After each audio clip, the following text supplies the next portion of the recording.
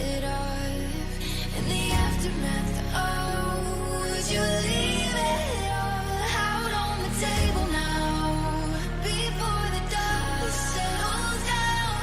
'Cause right before the sunrise, I could see the fear in your eyes.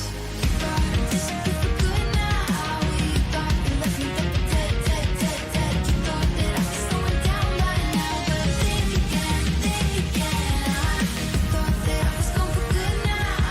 Brain, I turn around and said, hey, hey, hey. You thought that I was slowing down by now, but think again.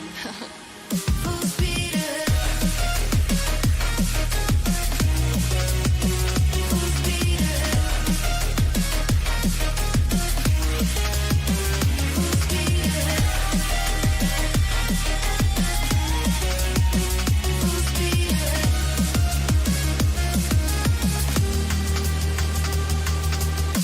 You and me, we're going and we're going head to head. I'm coming at you like a bull. All I see is red. Fire in my righteous eyes. You can't hide. 'Cause I'm the light illuminating every shadow off. I'm coming for you. I can see it that you're running off. I've been reading the signs. I feed the fear in your mind.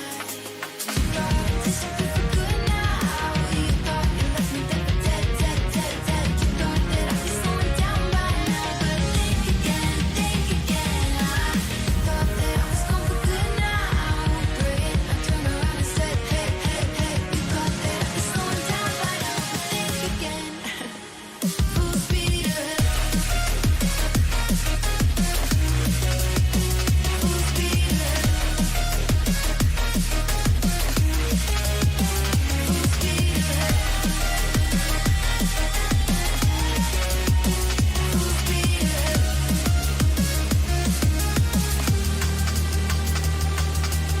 Yeah, listen up, I got the holy light, I might be mad, and I got trouble here for you in my right hand. 'Cause you've been left now open wide, so justified. I won't let the people down, gonna raise them high. We're getting louder every day, we're amplified. You've done it with the light, you're gonna wanna be on my side.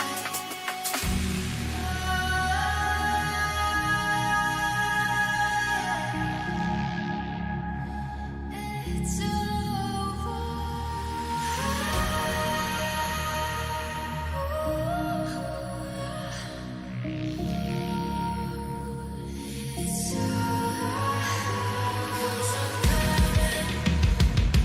I'm coming for you. Yeah, you know it. Full speed ahead. Yeah, yes, I'm coming. I'm coming for you. Yeah, you know it. Full speed ahead. You thought I'd disappear for good now. You thought you left me dead, dead, dead, dead, dead. You thought that I was slowing down by now, but think again, think again. I thought that I was gone for good now. Brain, I turned around and said, hey, hey, hey. You thought that I was slowing down by now, but think again. Full speed ahead.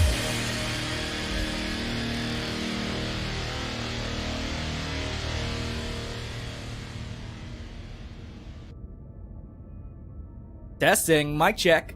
Cinnamon buns, cinnamon buns, cinnamon buns.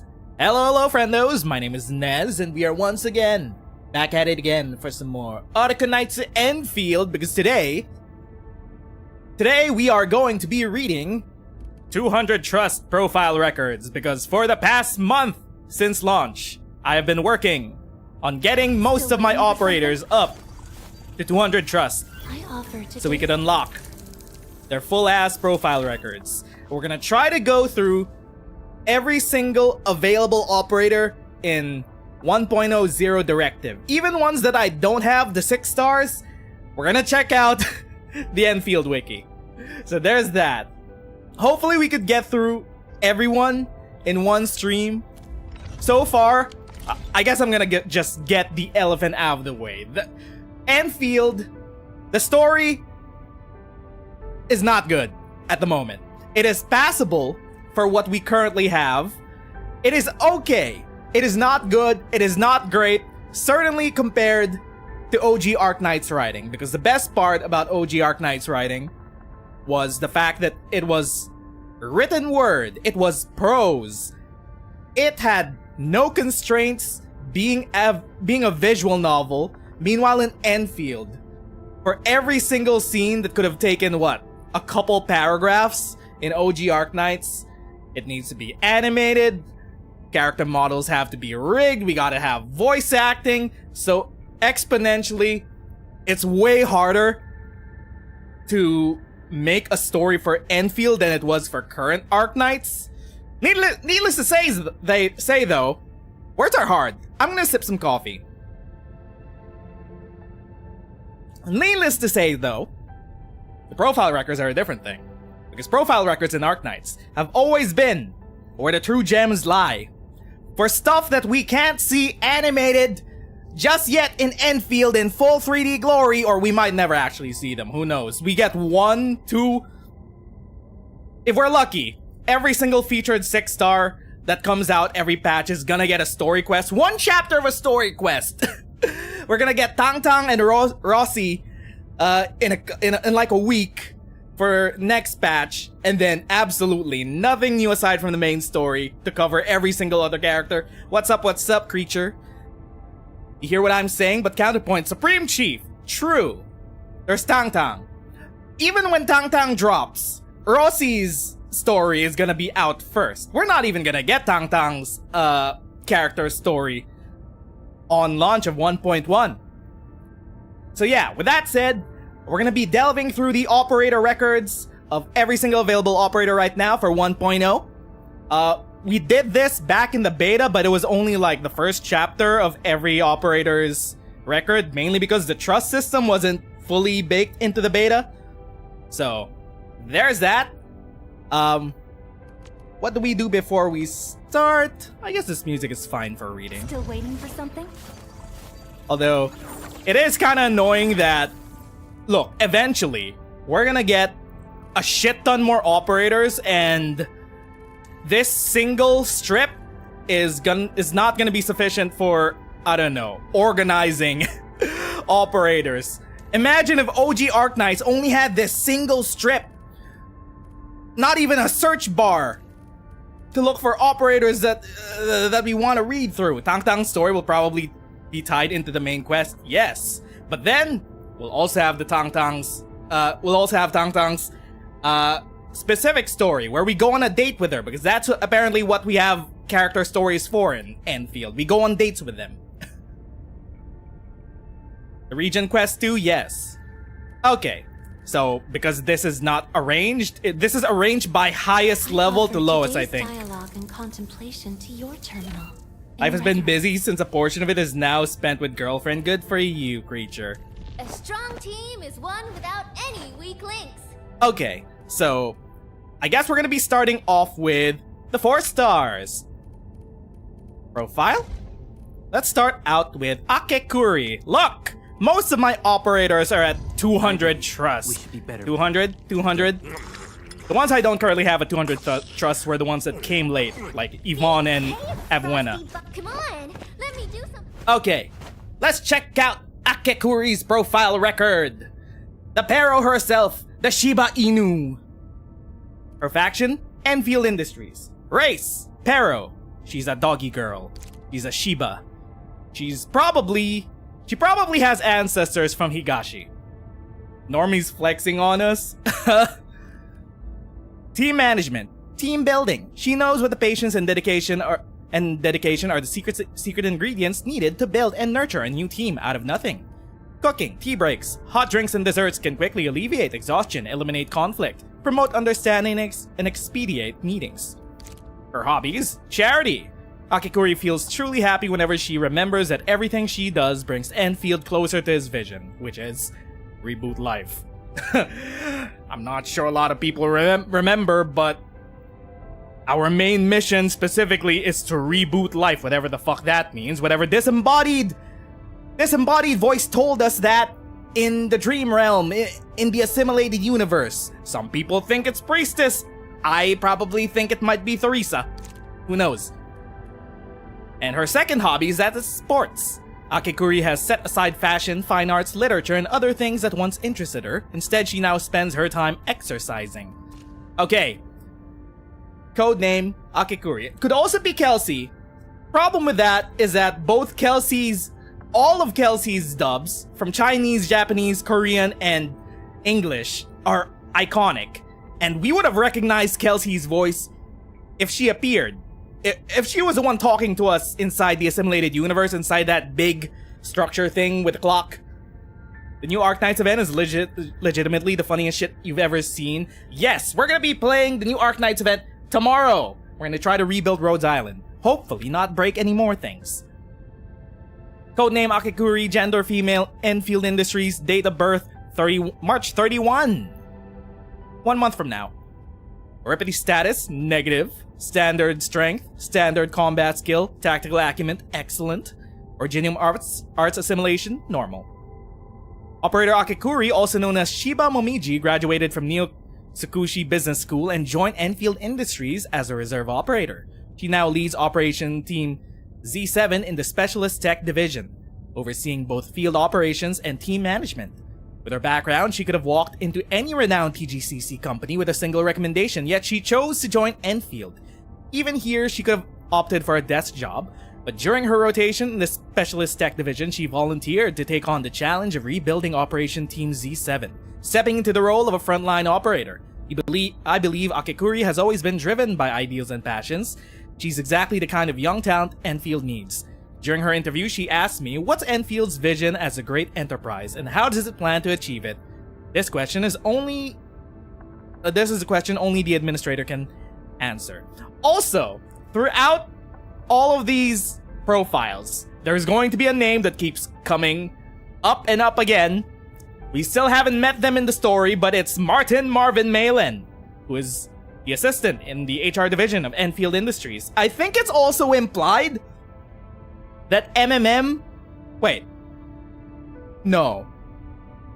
MMM. That's 3 M's. Wait, M3?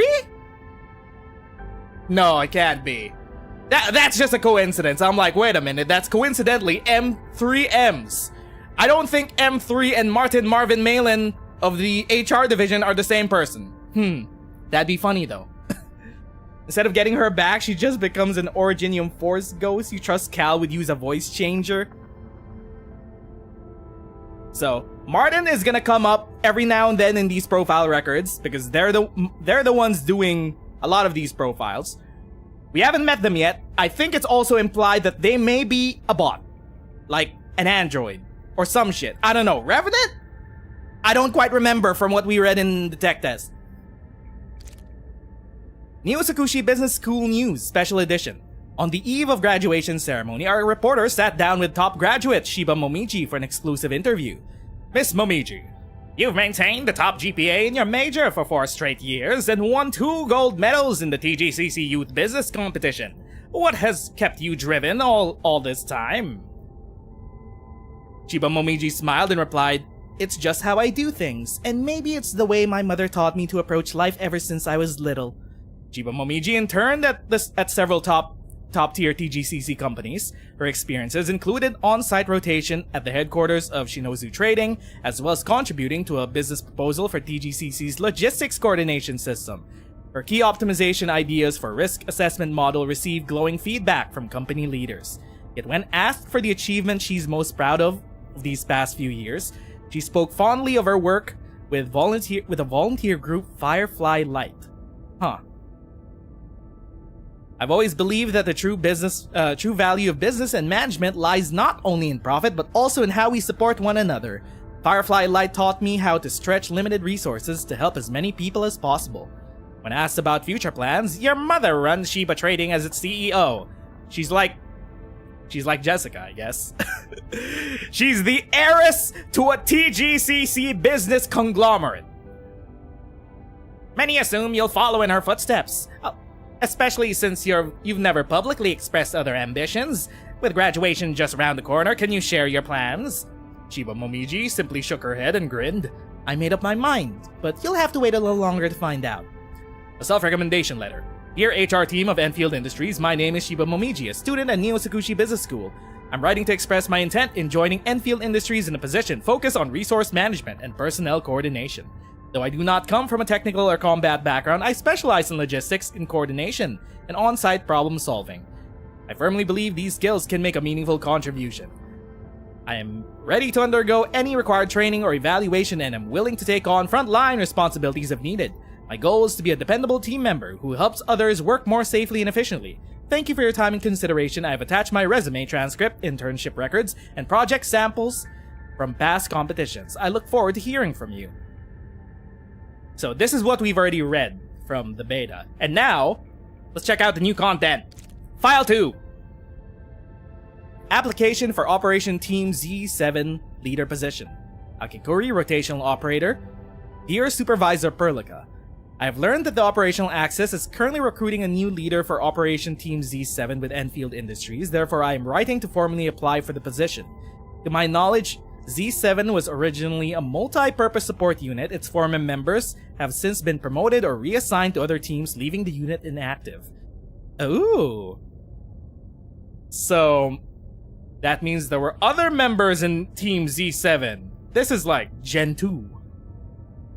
Given the growing multi-front operational demands faced by Endfield Industries, as well as the ongoing personnel shortages in the Spec Tech division, I intend to rebuild Z7 as a compact, agile support team capable of independently handling low to mid-risk missions while assisting other tasks when needed, all without drawing heavily on existing resources. I've completed all field training, earning A and higher ratings in 32 real missions and over 200 simulations. Okay, she's way more competent than Jessica at least. And I have solid experience in on-site coordination and leadership. If required, I can also take on administrative duties and serve as the point of contact between management and operational axis. If approved, I will begin recruitment and training immediately to get the team mission ready in the shortest time possible. You have a good opportunity to do vignettes with Z7? Yes. But also, that probably takes money. As I said at the start of the stream, every time you want to get a new story in Endfield, it's not like OG Arknights where we could get a whole ass written story in the visual novel format, which is probably cheap to make. Here in Endfield, we gotta have a full ass animated, rigged cutscene and all. With characters, voice acting and shit. Maybe they could even cut out voice acting. Some of the side quests involving 5-star characters in this game don't even have voice acting. Some of them don't even have proper transitions. You can see where the budget went to. Spoilers, it's in the 6-star character stories. A 4-star is probably not gonna get a vignette, considering the 5-star ones were kinda jank to begin with. Unfortunately, this is the best we do. Profile records. If required, I can also take administrative duties and serve as a point of contact between management axis and operational axis if approved. Start training in shortest time possible. A summary and detailed proposal are attached for your consideration. Hypergryph realized they were not built for this. Your favorite so far is Fluorite? Yes. Look, this is a trial by fire for Hypergryph. Their first premium game, X Asterisk, which I admit I did not like at all. That was their first foray into 3D storytelling. This is their second try. Good luck, I guess. Sincerely, Akekuri. No wonder that girl nagged me for a whole month asking in painstaking detail about every tactical role, its duties, skill requirements, training plans. In the end, she even put my name down in her proposal. Crad, Endfield security professional. I'll be honest, a few of the people Akekuri brought into Operation Z7 made HR raise their eyebrows. Antal. But with Berlica's green light and her personal guarantee, I'll give them a trial run for now. Martin Marvin Malin. Akekuri asked me to train the new recruits, show them how to use tactical maneuvers against heavily armored targets. Oh, you got the same invite. Conversation between Shen and Ember in the hallway. Shen and Ember trained Team Z7? X Asterisk stream when, Kappa? We had a stream on X Asterisk launch. At the end of that stream, I refunded the game. I really did not like it. I was falling asleep at the story.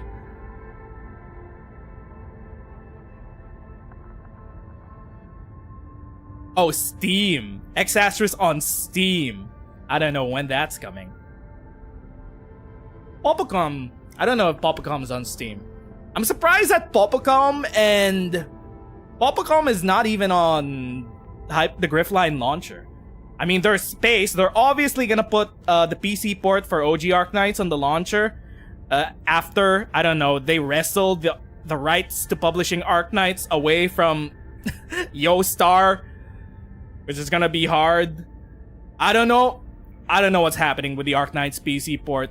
Problem is, YoStar CEO personally funded was a co-founder of Hypergryph, which funded like the whole development of OG Arknights. So you kinda can't cut YoStar away from OG Arknights. Popocom was it's a party game. How good could it really get? I was actually invited to play Popocom in one of their competitions a few months ago. Problem is, I didn't have the time to participate, nor could I get another person to participate with me. They're never letting Arknights go. That just means we're never gonna get the PC port. Fuck. Anyway, where were we? Train new recruits. Chen and Ember were the ones that trained Z7. Good to know. We successfully passed the assessment within 3 months, right on schedule. Great job, everyone. I've prepared some hot drinks and snacks. Once you've had a good rest, we'll take a look at our very first mission together. File 3! Letter from the TGCC. Sender, Shiba Trading. Oh. Recipient, Human HR Division. Wait, Human HR? TT? Chai T? Human Resources Division at Endfield Industries. Is this from our mom? Dear HR team at Endfield Industries, greetings. My name is Shiba Yoko. Oh! I don't know if we'll eventually meet Mother Milf, Mother Akekuri. Mother of Shiba Momiji, pardon me for reaching out in this manner. As the CEO of Shiba Trading, I am accustomed to addressing matters with logic and efficiency, yet as I write this letter, I find myself overwhelmed by emotions. Momiji is my only daughter. Her father met my younger brother while serving in the war against the Angoloi. That bond eventually brought him into my life, and later we had Momiji. In the war against the Angoloi? That was 150 years ago. How old are they?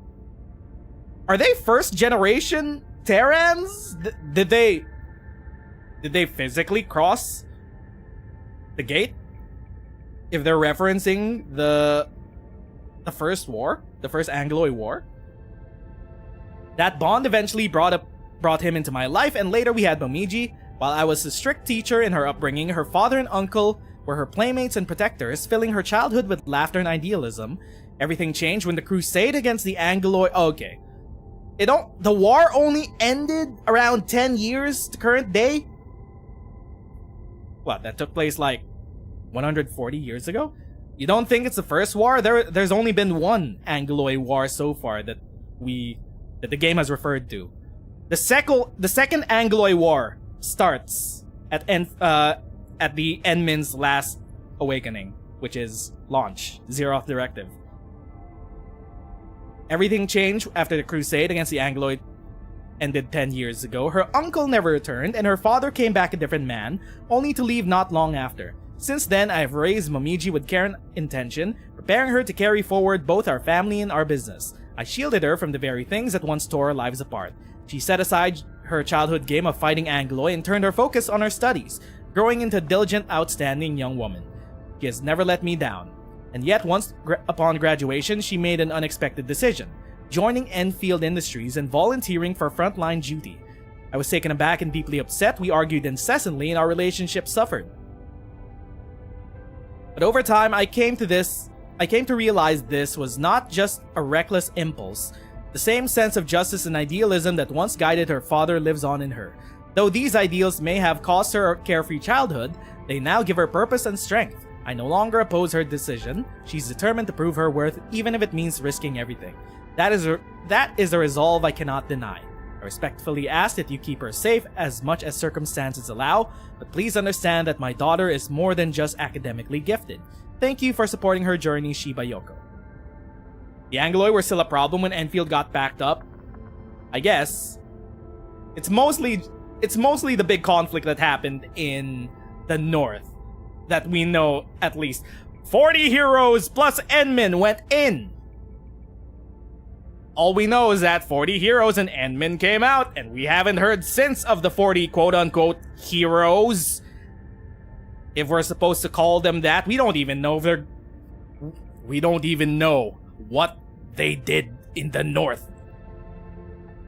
We don't even know if them being heroes is not just propaganda by the Civilization Band. Who knows? But yeah, so far, I guess it makes sense with the timeline-wise. If the Endfield got fridged again in the middle of the war, but the conflict would have still raged on for like a whole century later. I guess it makes sense. File 4. Did I read the manga? Not yet. Before reflecting on the past used to come naturally for Shiba Momiji, back in school she had a knack for breaking down a year's worth of progress with neat charts and detailed annotations, earning top grades with ease. Also, once again, I have to say, I don't like it whenever Hypergryph decides to put relevant information in third-party media. If we're gonna play Arknights, if we're gonna play Endfield, I want majority of the important bits inside the actual product itself, dog. That's still one of my main criticisms about how Hypergryph does multimedia with Arknights. If anything, if they do these third-party media tie-in stuff, it needs to also be available inside the game. If there's a manga, I should be able to read it in the game. But now things are different. It's been a full year since Operation Team Z7 was formed, and instead of stats and milestones, what fills her heart now are feelings. She constantly worries about Catcher. As a team's shield and support, he looks after everyone like a family. Is he overextending himself? She watches over Fluorite's moods, not just her frequent outbursts or headstrong ways. Akekuri often asks herself, am I being strong enough of a cushion, one that lets her feel understood and safe? She worries about Antal too. Often labeled an odd one, Antal is in truth passionate and reliable. His way of connecting simply is different. She sees how hard he's been working to keep pace with the team. It's because of them that Z7 stands as it does today. She's deeply grateful for the trust, for their belief in their leadership, and for proving that this team, once seen as inexperienced, could stand on its own.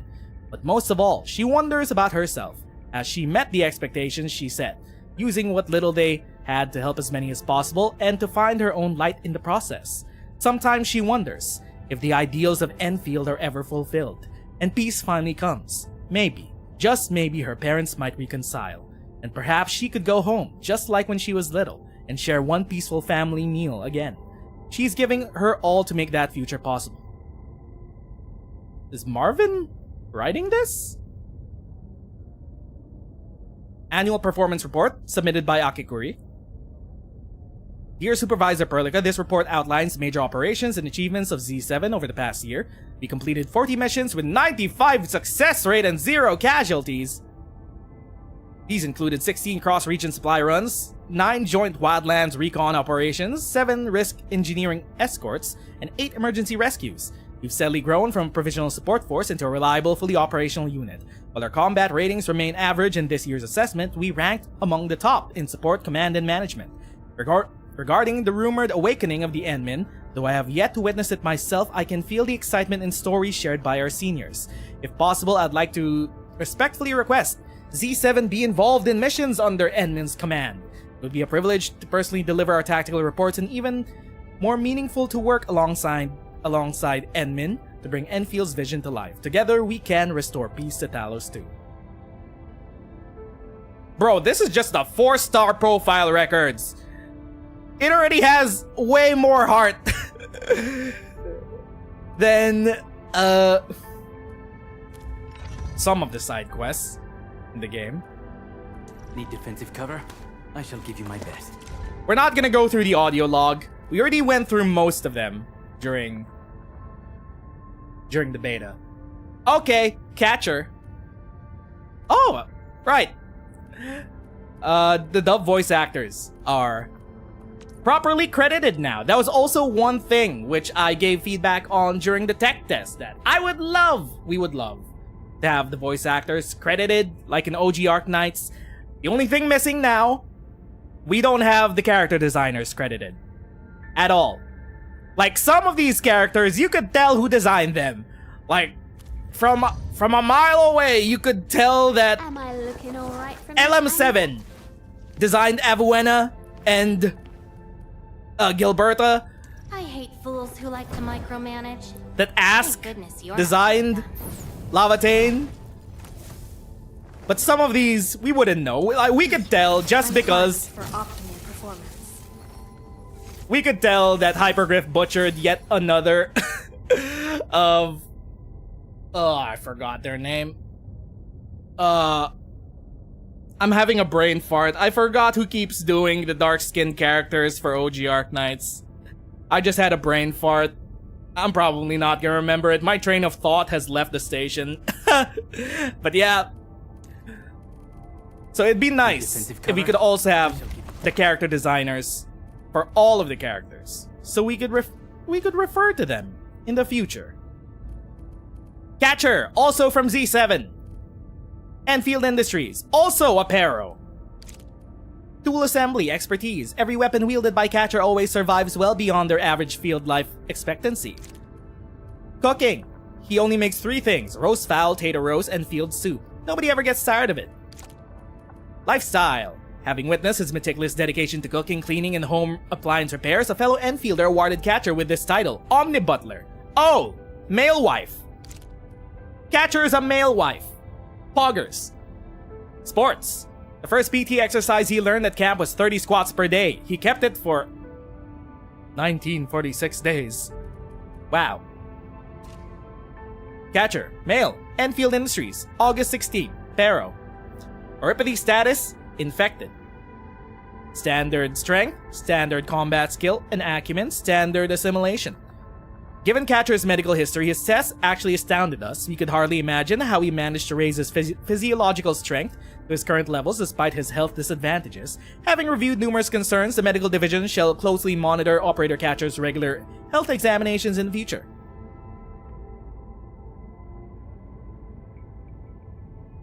Operator Catcher was born to a military family in the Civilization Band.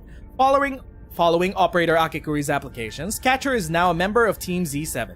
Existing operational feedback reports indicate that Mr. Catcher is the most reliable operator of Z7.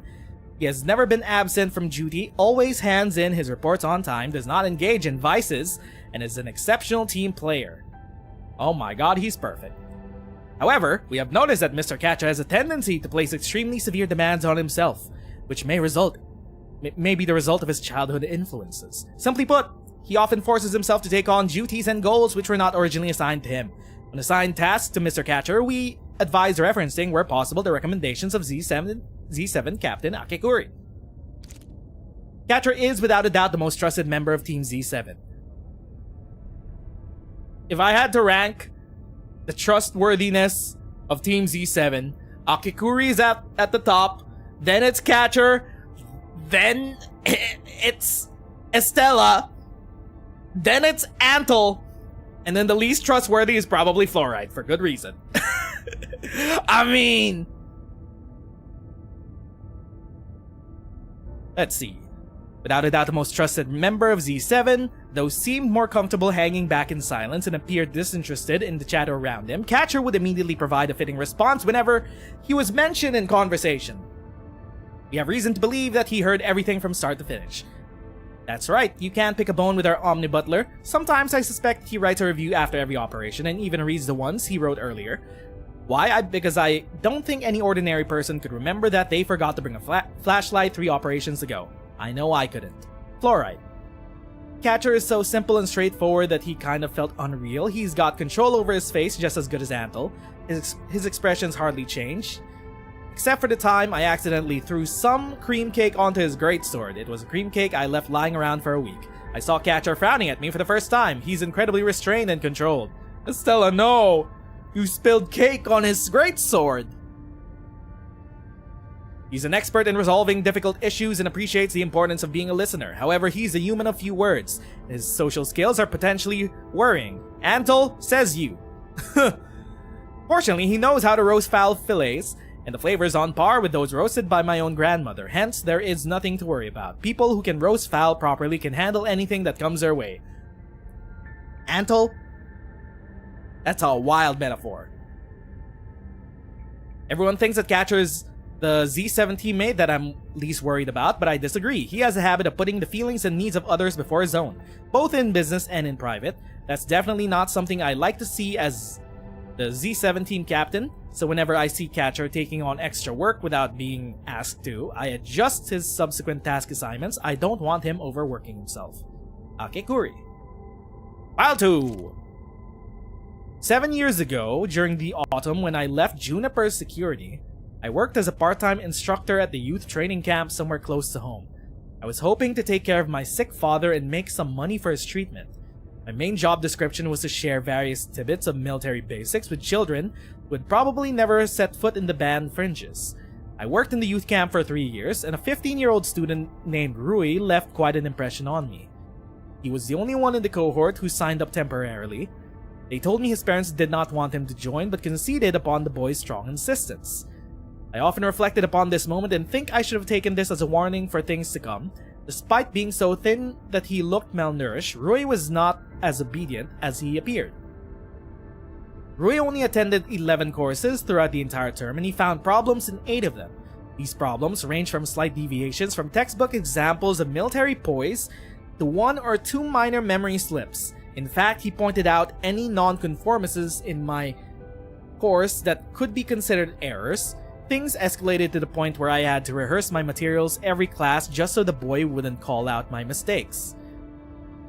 On the eve of the graduation, I finally eased off my usual sternness as an instructor and asked the boy a question that had troubled me for months. I need to know why you're obsessed about finding your instructor's mistakes. Did I make you angry at some point? I still remember the expression on his face.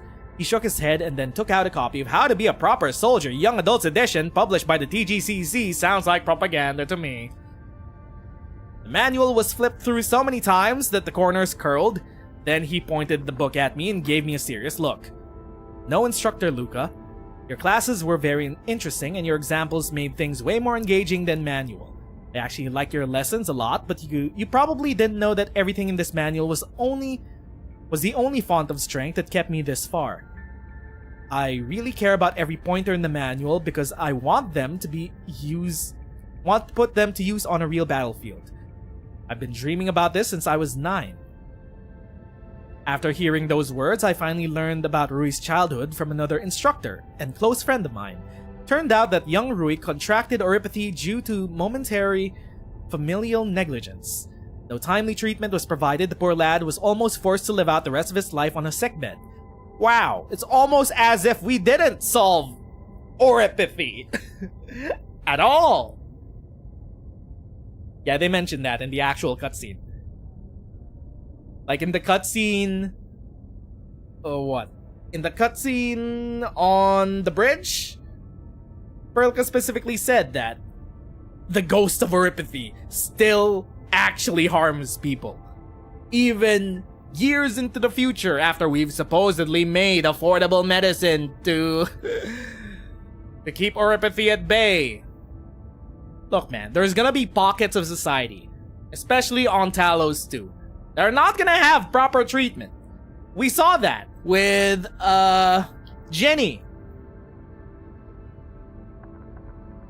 I do not know what he experienced and sacrificed in order to receive training like the other students, but as his instructor, I do approve of his efforts and proudly call him a student of mine, despite the fact that many of his actions had caused no trouble on my part. Come to think of it, if not for Roy's constant, incessant, and persistent corrections, I would never have worked so hard to ensure conformance to training materials. I probably would never correct my habits of mindless and rote memorization back in the Force, and I most certainly would never have made it into the elite armed security training program or become a formal instructor for a mercenary outfit. After my father passed away, I left Alloy Carrot. Oh, he's from Alloy Carrot? He's Australian? Wait, that's the most surprising part about all this. You're from Alloy Carrot? And drifted away from my training camp colleagues. I did not know where Rui went afterwards.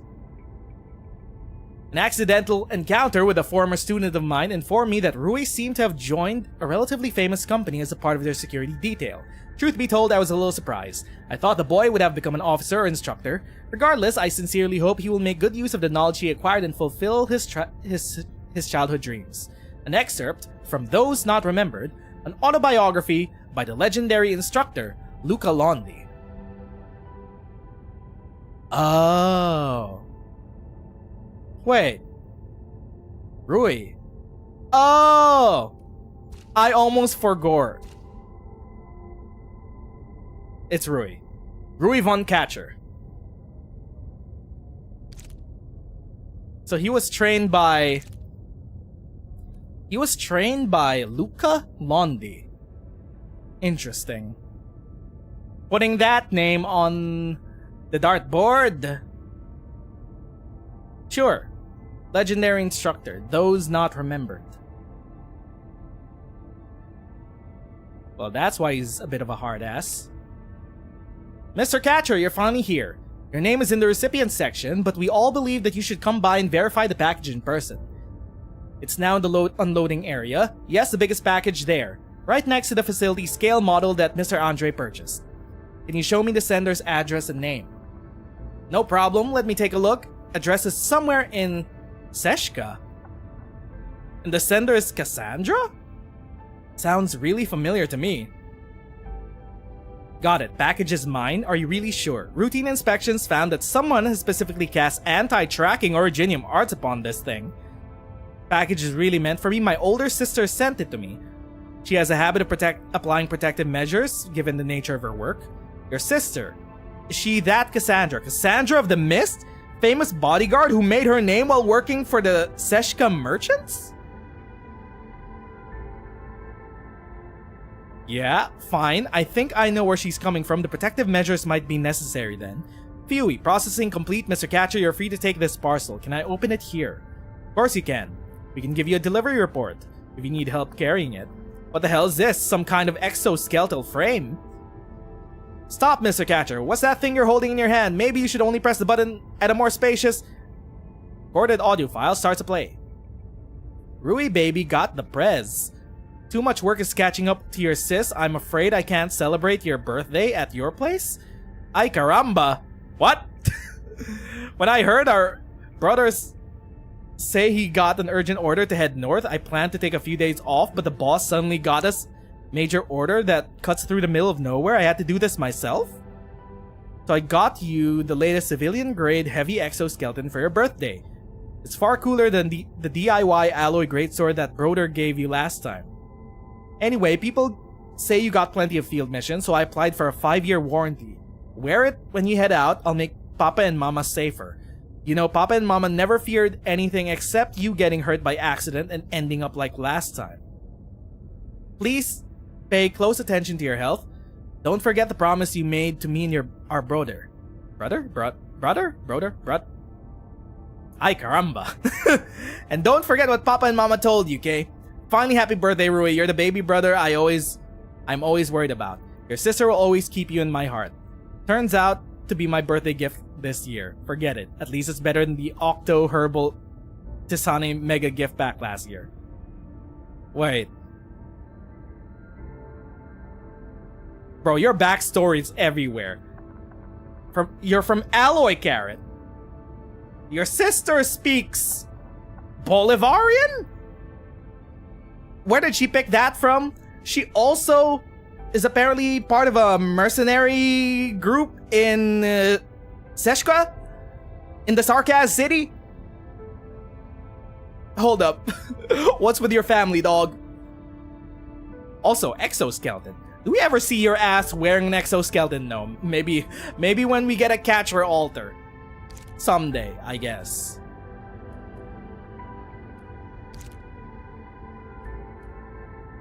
File 4.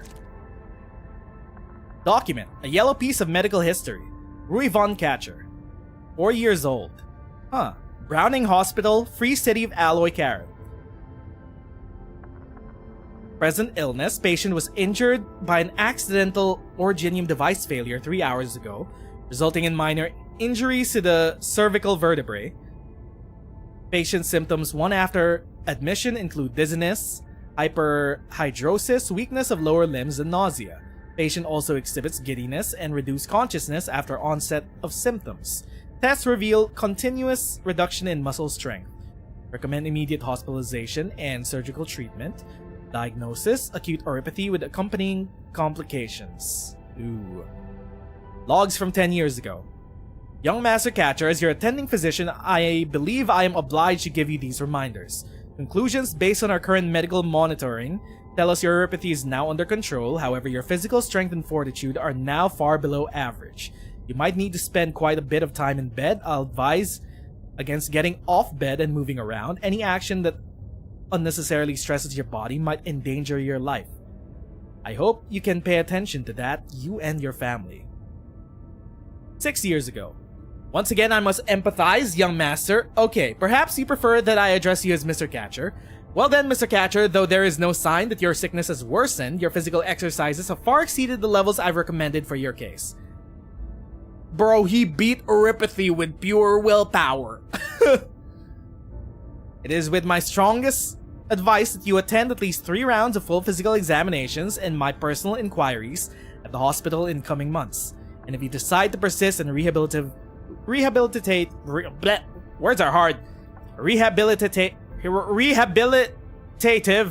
exercises of such excessive nature, please make sure you do so in the presence of a family member or professional caretaker within 10 yards of yourself. I'm prescribing you another list of medication, but also keep in mind that given the state of your health, even the most effective pharmaceutical products would have limited use. Alright. Even the best oropathy, anti-oropathy products aren't that effective. Huh. Medical logs from 2 years ago. Okay, I'm now forced to admit there are certain accidents in the world that go against medical norms. Mr. Catcher, it is by miracle, but also primarily your personal force of will and determination that you have molded your body to current standards. He beat oropathy through sheer will and aura.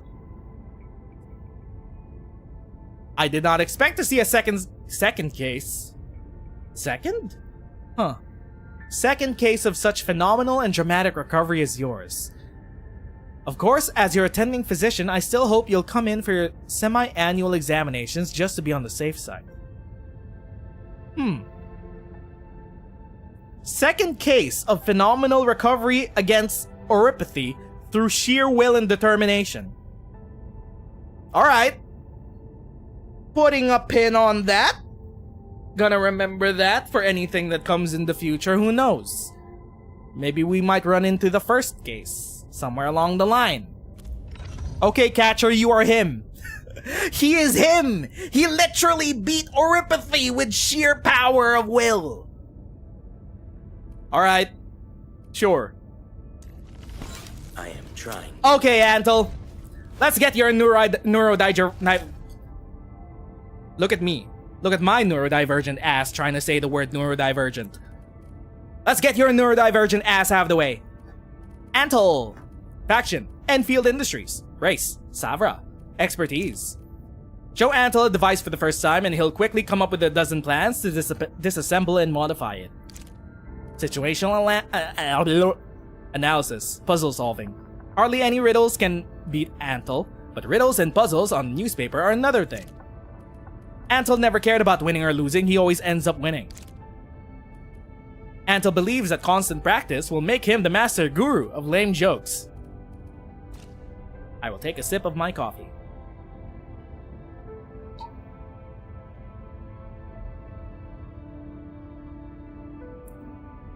Codename Antal. Male, April 10, Savra. Oropathy, negative. Everything seems normal and standard except for your arts. Operator Antal is a member of Team Z7. He previously He was previously involved in Endfield Industries' Originium Machine Automation Research Project. Antal later transferred to Spec Tech Division following Operator Akekuri's special recommendations. Antal never hides his thoughts.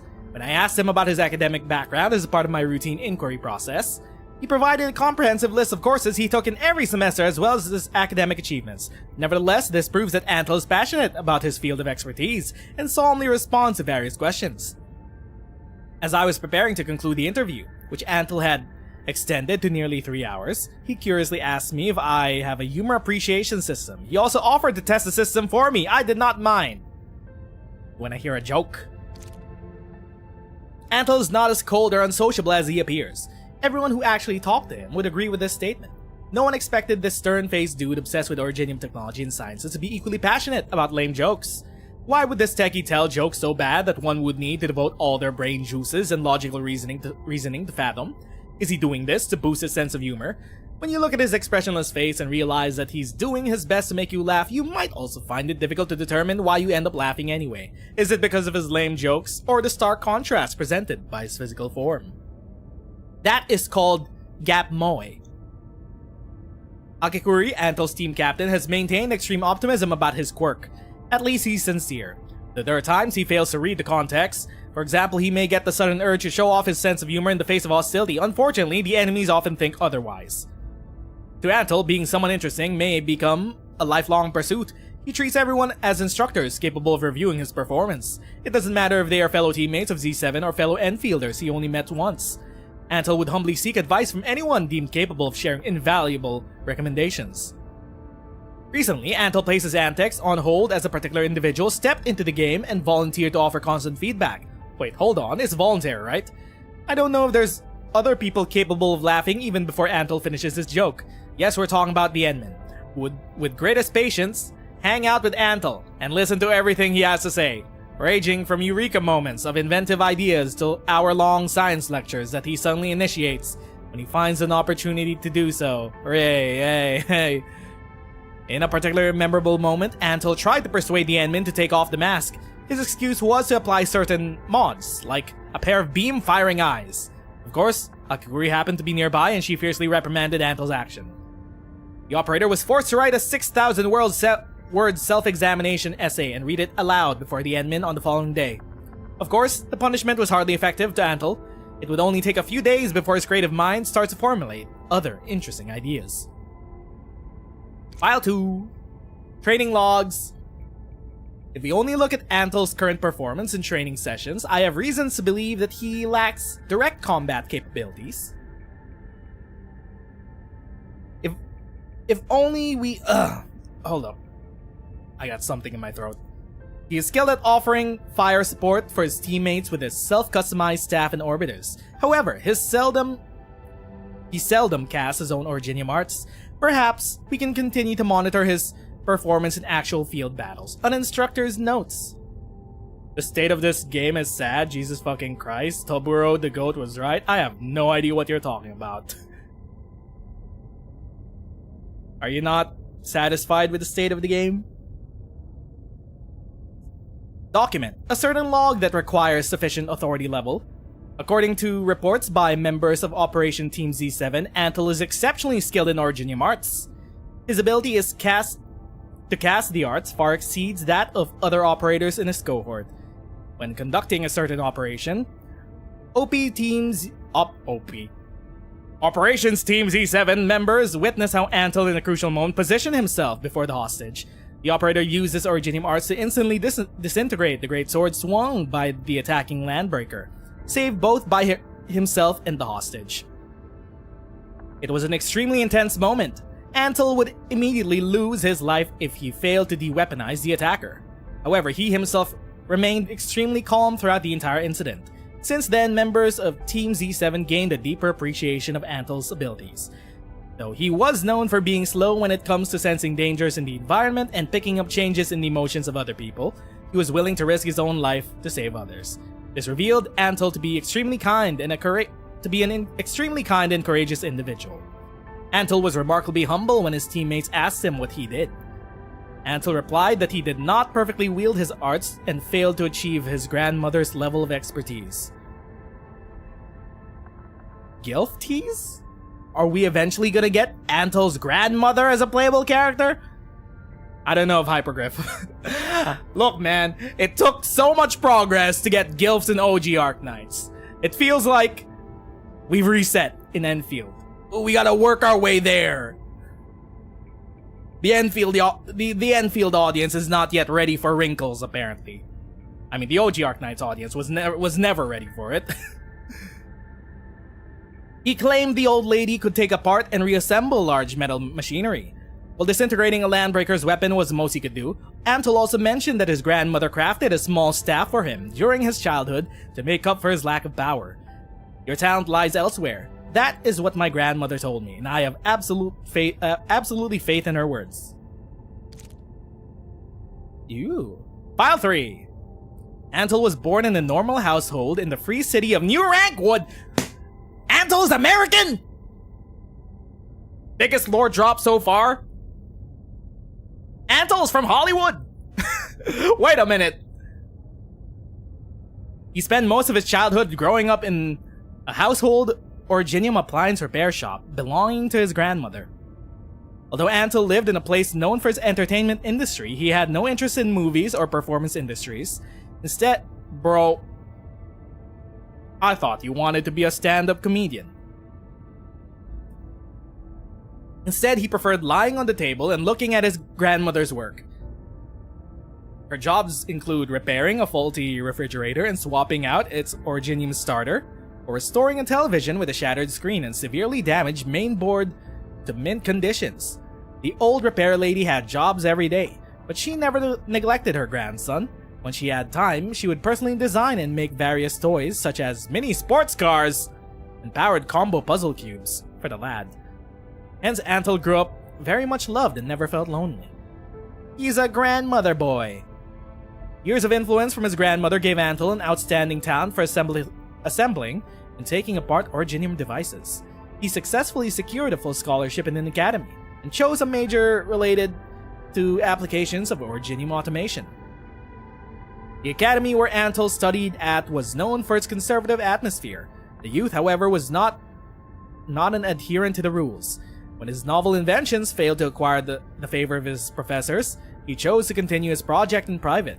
For his academic excellence, Antal became the valedictorian for the graduation ceremony.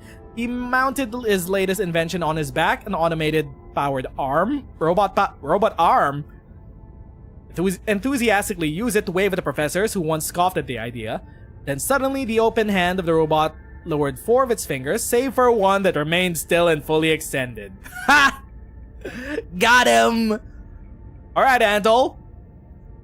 Although the incident left quite a psychological trauma to members of the Academy's administration, Antal was still able to graduate. However, no one in the Academy was willing to offer letters of recommendation to his potential employers. Enfield Industries initiated a talent recruitment drive in cities near New Rankwood a while later. The advanced technologies and pioneering spirit of the company seized Antal by his heart. He then submitted his resume to Enfield. After the interview, Antal was chosen by operator Akekuri, who was setting up an operations team of her own. He later became a member of Operations Team Z7. I only realized this after special training. This guy is pretty close to a true genius. Maze. Okay, that's a new operator name that we haven't heard before. Operator Maze. Pretty close. Caster operator in the same training cohort. File 4. I received a package from you. The new arts unit is just what I need. Oh, this is from Grandma. Grandma's still alive!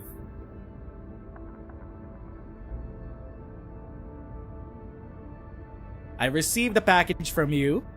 The new arts unit is just what I need to support my modified orbiter. I've distributed the other local specialties that came attached with the package. There is no need for you to send those things to me. I have a fixed salary good enough that I have some leftover purchasing parts for engineering mods every month. I know you've sent plushes of movie characters, outfits of classic movie stars, and other limited edition movie posters so that I could use these to befriend other individuals. You have been doing this since I was attending the academy. However, those classmates of mine... Oh, this is a mesh... Okay, this is Antal. addressing his grandma. Classmates of mine simply stash the collectibles they received inside their closets, never show them again. Your following letter told me not to be sad. I wasn't grandmother. It's just like what I've told you. The reactions and responses will not influence my attitude towards them. My colleagues at Endfield are not like the classmates I have in the academy. The Enfielders never turned me down nor rejected my ideas. Life is good here, and I enjoy more liberties. There is something else I need to tell you. My communication skills have vastly improved thanks to my instructions provided by Z7 teammates and constant side-by-side training offered by the Endmen. Great. You were once worried that my personality might start to conflict with my superior, but my current situation proves your worries unnecessary. Your superior is just as brain broken as you are. I'm sorry. Bro! Our meetings have been enjoyable and the Endman happily accepts everything I share. This also explains why I've been writing less to you. You no longer need to be concerned about my lack of friends. It is not about taking and giving, but mutual sincerity, to explore and discuss everything about each other. I believe I have completely understood the meaning of friendship. Also, your request for passing on the message to the Endman has been carried out by me. The Endman is enthusiastic and even said that the meeting with you should have taken much place earlier. Alright, Antal. You kinda won me back there. You're grandma's boy. Also, you glazed up the Endman again. You glazed up the Endman again to another person. We didn't need that, but thanks, I guess.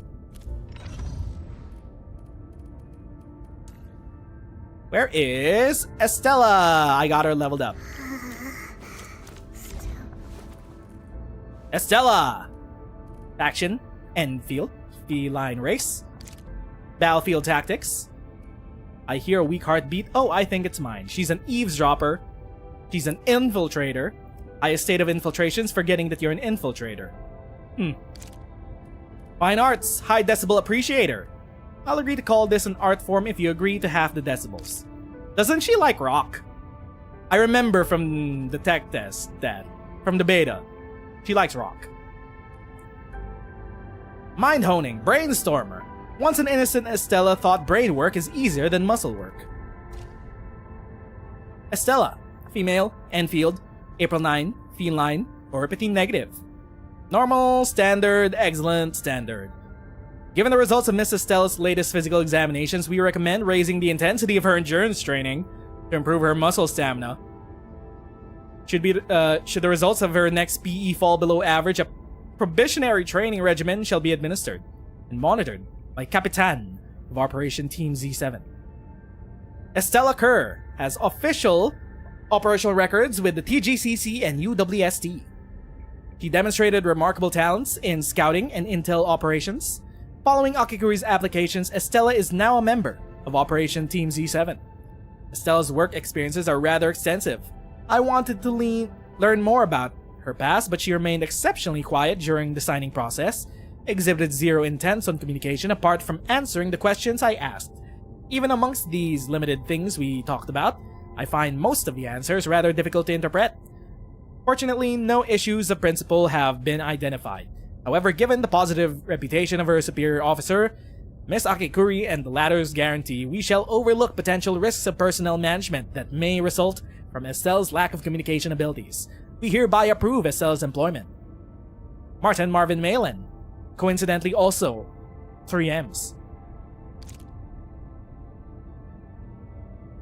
No OPZ7 teammates except for Estella have positive memories regarding the anniversary of the founding of Operation Team Z7. However, everyone agrees that it was an unforgettable occasion. At first, Akekuri found that the team had no field assignments on the day of the anniversary and suggested celebrating the occasion. Everyone responded positively and the discussion on the means of celebration began. However, since the team was encamped in the wildlands far from the civilization band, every suggestion involved some form of outdoor activity. Estella, unwilling to engage in physical exertion, naturally voted against every single proposal. In the end, Riverside Picnic was the only option that received a unanimous vote. It was not the favorite option for everyone, but at least nobody voted against it. On the day of the anniversary, everyone was eagerly gathering herbs and hunting game. Estella, however, returned with an armful of colorful mushrooms. Her teammates firmly rejected her suggestion to toss those wild fungi into the cooking pot. In the end, the team conceded. Under Akekuri's watchful eye, several unassuming mushrooms were allowed to be part of the stew. You wonder how she fights when she's so sleepy? She locks in. That's what. As the sun sets, the team built a campfire by the river to enjoy what they had gathered throughout the day. Fortunately, the unassuming mushrooms turned out to be only mildly toxic. Unfortunately, they were incredibly spicy. The team emptied their water canteens to douse the heat, but to no avail. Desperate, they rushed to the riverbank to wash the spicy taste away with the river water. That's when they heard a low grumble from upstream. The dam had began reservoir drawdown. Curses, I forgot about the UWSC reservoir drawdown notice. That's why there's no field operations today. No one remembered exactly how they ended up swept away by the floodwaters. When they came to, they found Estella skillfully surfing the rushing water on the team's cooking pot. The sun had already set when the four of Team Z7 teammates pulled each other to shore. They had no choice but to head downstream to look for Estella. Finally, they found her sound asleep at a nomad campfire in wee hours of the morning. Nomads treated Akekuri and her team to a proper wildlands feast. The nomads were extremely accommodating to the team, decided to rest there for the night. Just as Akekuri was about to fall asleep beneath a starry ceiling, they suddenly remembered Z7's field assignment in a few hours' time.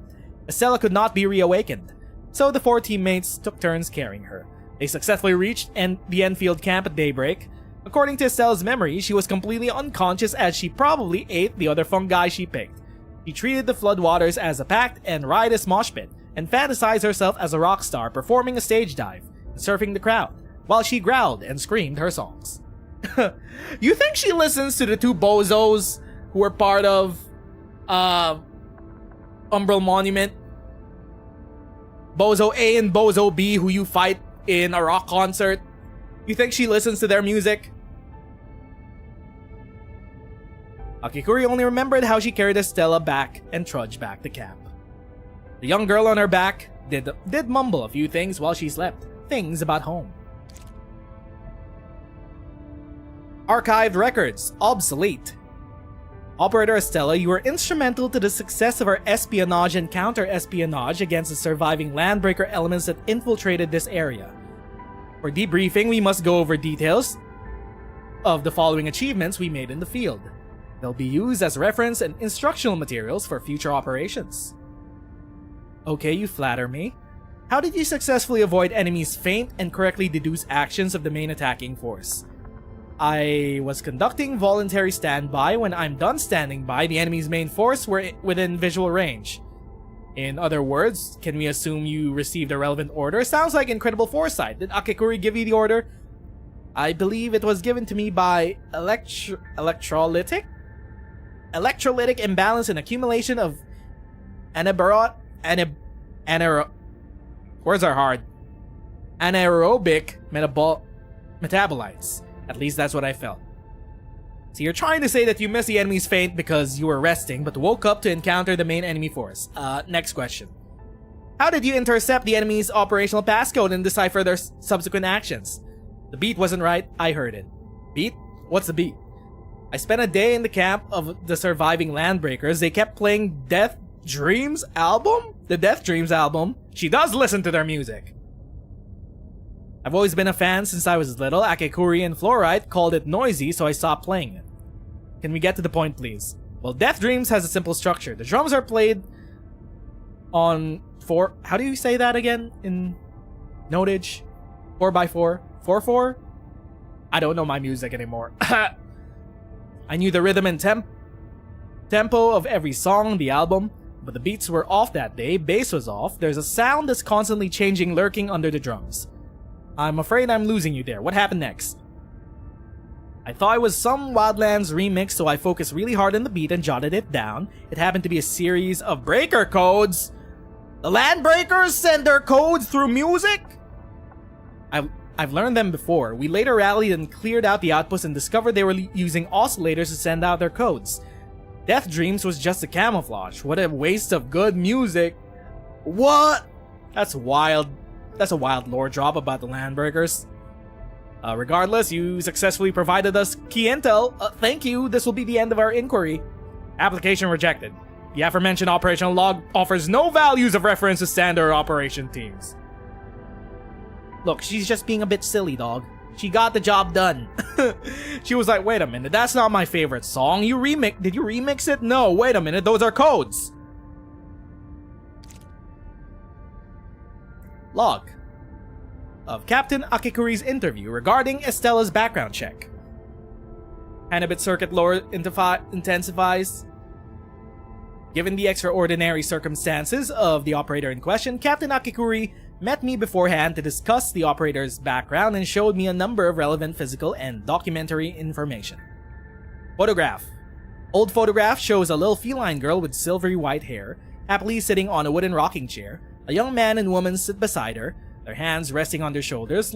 Together, they look like a happy family. Information from Akekuri revealed that this was a photograph taken 10 years ago in the study of Estella's family home. The place is now ruined. The Angloy and the Blight forces them to move. The family brought their entire savings and traveled to La Fantoma with the aim of settling down in the city. However, the family did not achieve their goals. Captain Akekuri next displayed a newspaper cutting that recorded how Estella's family was swindled by an investment scheme, lost the entirety of their savings.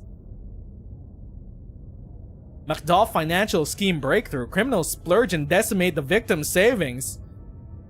Reported on the 9th of this month, Bernard Macduff, the chief suspect behind the supermassive financial scheme that shook Talos 2 with the sheer scale of fortunes involved? Financial crime? In Endfield?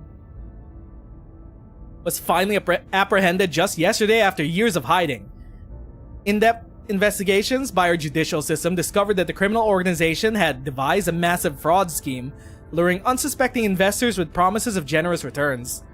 Principals from new investors were disguised as payments to older investors. Oh, it was a pyramid scheme, creating the illusion that the scheme was generating massive profits. Many unsuspecting companies and individual investors were enticed to increase their investments in the Macduff scheme. Such illegal financial operation by paying older investors with money from the new is a complete abomination of genuine investments that aim to generate true value. Okay, dog, sure. Yeah, man, sure. Trickle down economics is real, I swear, bro. Persistent efforts by our law enforcement agencies paid off by Macduff was finally brought to justice. He will be facing the full severity of the law. Unfortunately, the Macduff gang has either splurged or transferred their illegal gains during their escape and hiding. After the case was filed, the amount of assets recovered and returned to the victims was a paltry sum compared to their losses. This means that despite arresting the chief suspect, the massive losses incurred by many companies and individual investors could not be salvaged.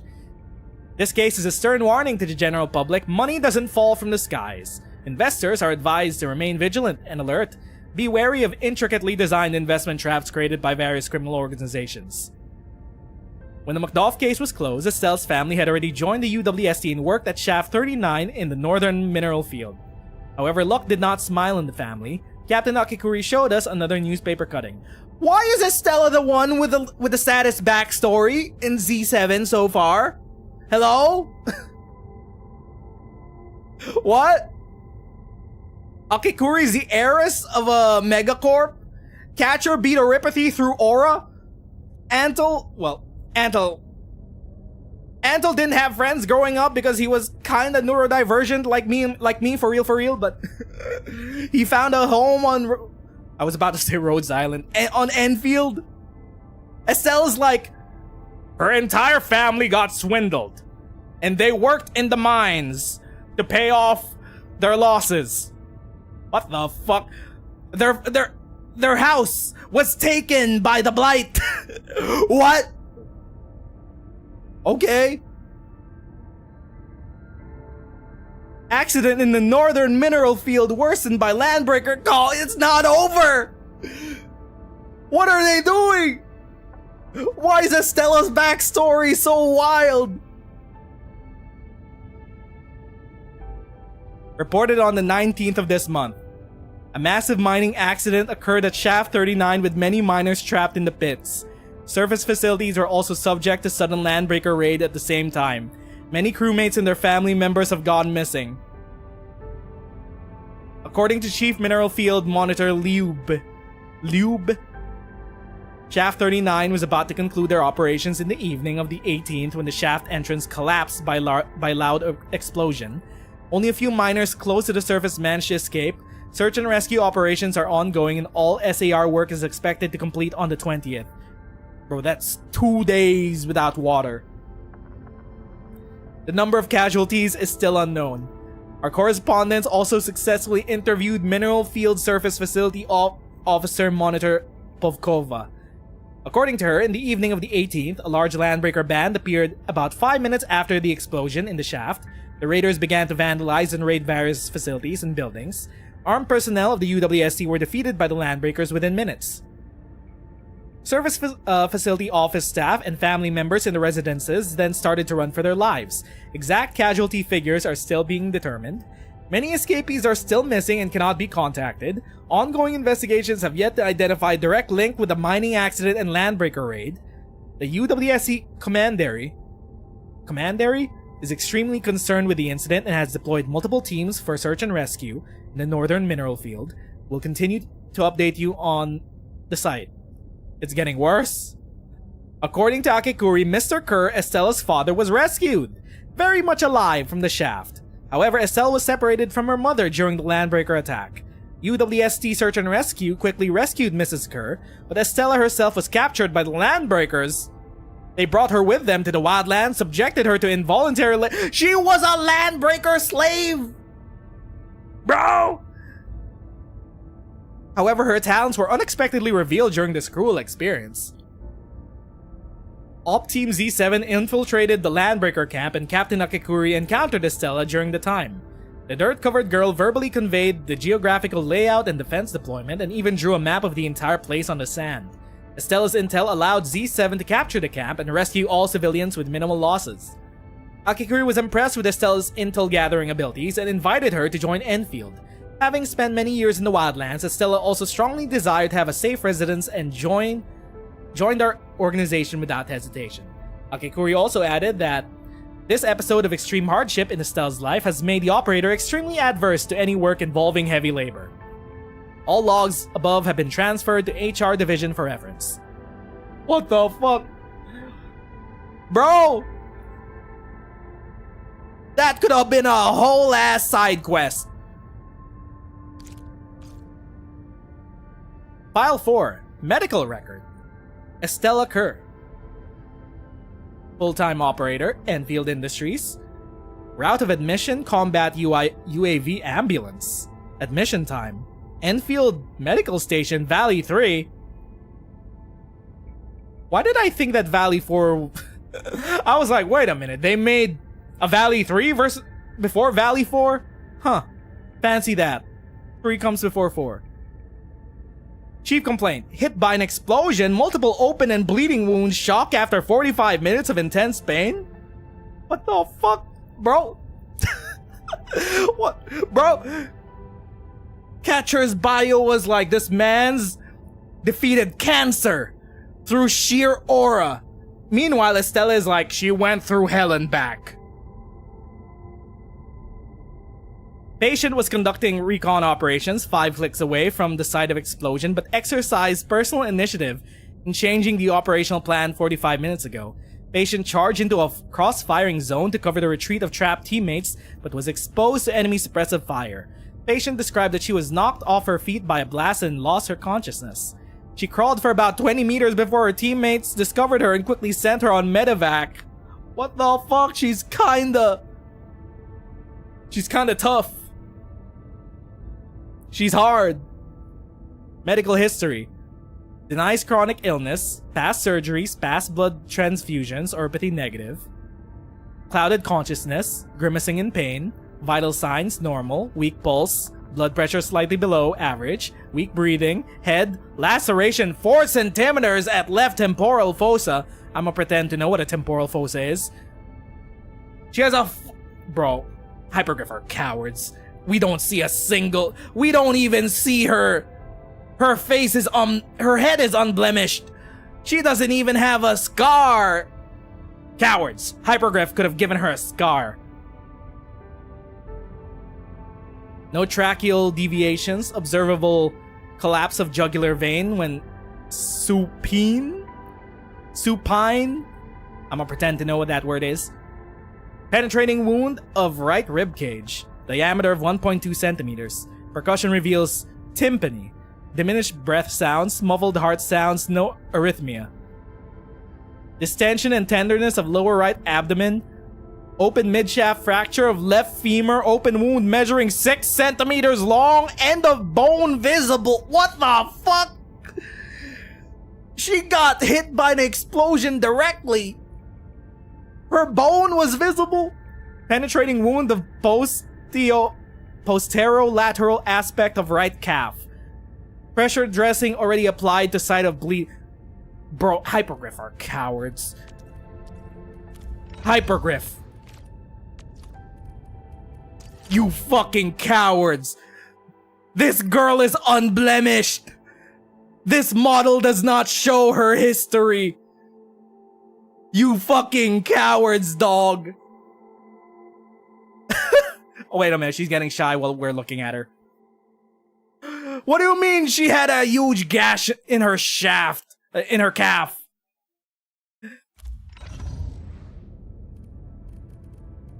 Hold up. We're getting back. Where were we? File 4. Weakened arterial pulse in lower extremities, multiple abrasions, contusions. Preliminary diagnosis. Maybe she wanted to be unblemished. She doesn't want to remember what happened. What do you mean I'm logged out for inactivity? Brother! What is this?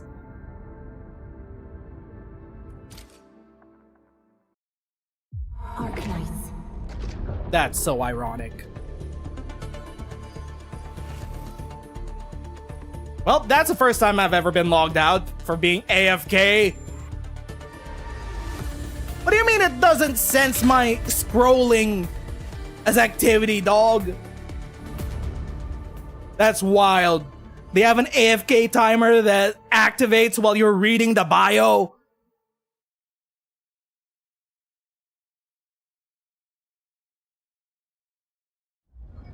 We're back. Still waiting for something? Where were we? Reading in Arknights is inactivity now. Bro, it's still going. Didn't think a multiplayer game would time me out. Brother, this is the gameplay. We're reading. It's your fault for making it this long. Wow. Bro, it just keeps going with all of her injuries. I'm not even gonna try to pronounce these words. List of emergency responses. Treatment, resuscitation, anti-shock treatment, pain management, anti-uropathy measures, dressing of wounds on left thigh and right calf, brother. Whatever they did. Actually, wait a minute. I just realized she does have. She has the band-aid over. I'm gonna assume. Like, this is the one acknowledgement of her background that they've put on her 3D model. She does have, like, a scar that has a band-aid on it. I'm gonna assume that's the scar that was on her head that's referenced here. Otherwise, I don't know, man. Prognostic assessment. Patient has been transferred to Endfield Medical Division after emergency treatment. According to combat trauma assessment, patient has 85% survival rate for the next 24 hours. If hemodynamics remain stable and no subsequent infections occur, physical training and rehab can proceed 6 to 8 weeks. What the fuck, dog? Bro? Why is Estella the wildest profile records that we've read so far? It's like, we're gonna make her suffer in the classic Arknights way. Okay, dog, chill. Who's due for some bad luck this time? Okay, last 4-star. Fluorite. Faction. Endfield. Race. Fidia. She's a snake. Outdoor survival. Self-sufficiency. A natural in both stringency and generosity. She felt both in the frontiers. Street wisdom. Alleyway talk. Fluorite knows who's trustworthy, who's up to no good, and whose stupidity has rendered them incapable of reasoning. Antal. Everyone else in Team Z7 agrees that Fluorite is more amiable when talking about life in the wildlands. Fluorite's silence usually heralds an impending prank. Unfortunately, Fluorite is often silent. Codename Fluorite, female, Endfield. June 21, Phidia, Oripathy, positive, infected. Combat skill, excellent. So she's the best combatant in Team Z7. We would like to remind Miss Fluorite to regard our regular physical examinations as an official requirement and attend a session. If she finds yet another excuse for her absence, we shall escalate the situation to Miss Akekuri. Operator Fluorite has once encouraged local civilians to violently resist a criminal organization and helped Enfield field operations team escape certain threats. Akekuri thus endorsed Fluorite's employment with Enfield Industries. She's now a member of Team Z7. No new criminal records have been filed against her since then. Emphasis on new criminal records. Pay particular attention to Fluorite in social settings. Her personal grudges are usually not as significant as we make them, but conversations with her may take unexpected turns. Fortunately, Fluorite is not adverse to being a listener. Since we place great importance on an operator's combat capabilities, her words are hard. Her peculiarity is not particularly difficult to handle. However, she sees the initiative and answered every question on the list before I formally delivered it to her. In fact, she even started laughing before I could complete my engaging answers. This situation was not predicted by my algorithms. Hence, this interview has been added to the archives of unique case studies for further analysis. So that's what I mean when I said that, as far as we know, Martin Marvin Malin, the assistant for the HR division of Enfield, might be an AI, might be a bot. Eventually, I don't know, man. What if eventually we get one-star operators like an OG Arknights, and then we can finally have Martin Marvin Malin as a playable character? They may only be an HR division operator, but that's never stopped OG Arknights from making playable operators of non-combatants before.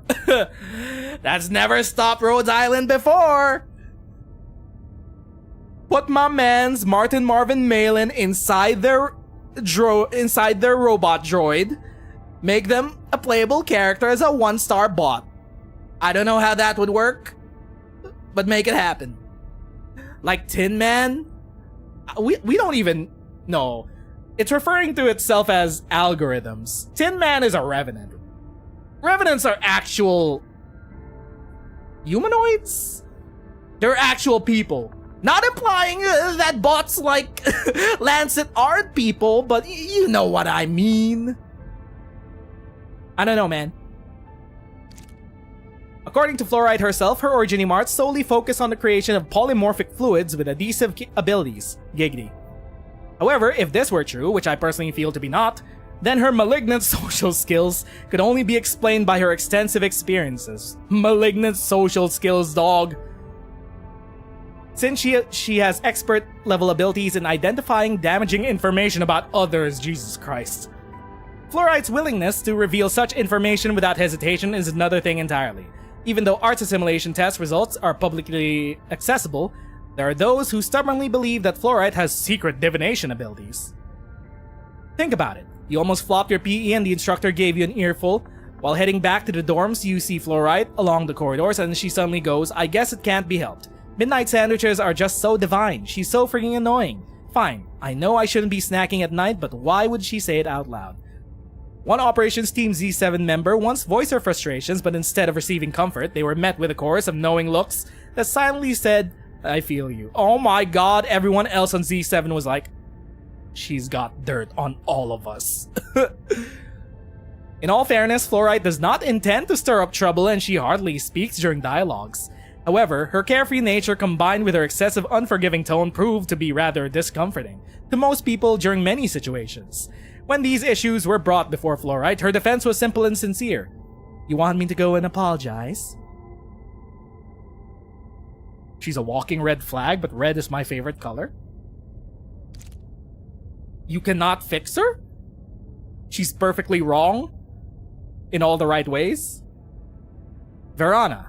Known aliases Double Hands, Gossip Monger, Shots Got Eyes, Strangleweed, Female, Phidia, Green Haired.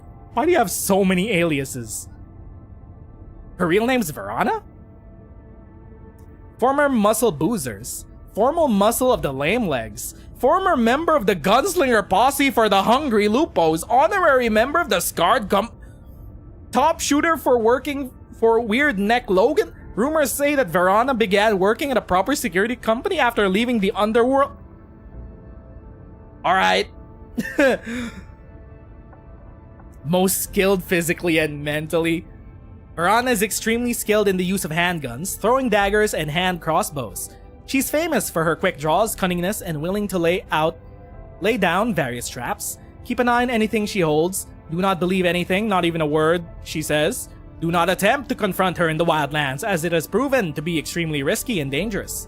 Wanted for violating the established order, stealing gang supplies, treason, inflaming local tensions in the town of Oriron's crew, toppling the business of Weird Neck Logan after working for them, and physically wounding and crippling every member of his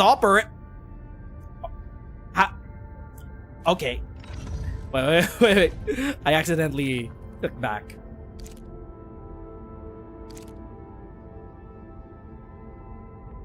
Also, we now have verified that she is the one who dealt a powerful kick to the nethers of a certain spokesperson in a public setting before fleeing the scene. Intermediary. Go to the bar, road of no return, and talk to Bald Brown. Payment upon delivery to be made in old bills, no consecutive serials, body parts also accepted, 30% for human trafficking? 30% for hands and feet, 50% for the tongue? Bounty? 300,000 T-cred. Oh my god, we could level up an operator to level 80 with that money. 800,000. 1.2 million? Wait, is this her bounty? She has a 1.2 million bounty? The certain spokesperson is Powell. He deserved it. Or is this about Powell? Is this the bounty of Powell? The one she kicked in the balls? SOW notes. After much persuasion from our side, Fluorite voluntarily submitted this bounty poster. As of now, we can verify that no copies furnished with her handwriting can be found. The Human Resources Division has already conferred with Operator Fluorite regarding the public attack on the spokesperson. Please direct your inquiries to said division if you need to peruse the relevant records. Spokesperson Powell did not suffer serious physical injuries, but his public image took a significant blow. This was due to not only his exaggerated and undignified reactions to the intense pain, but also to the revelation that Fluorite's malicious demeanor after the incident sharply contrasted with the public persona she had cultivated.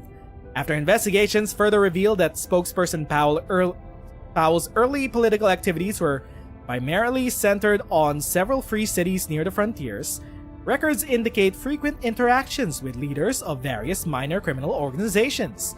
One such example is Weird Neck Logan, who once dominated the town of Oriron's crew and is a potential suspect in illicit crop trading and the use of forced labor in hazardous environments.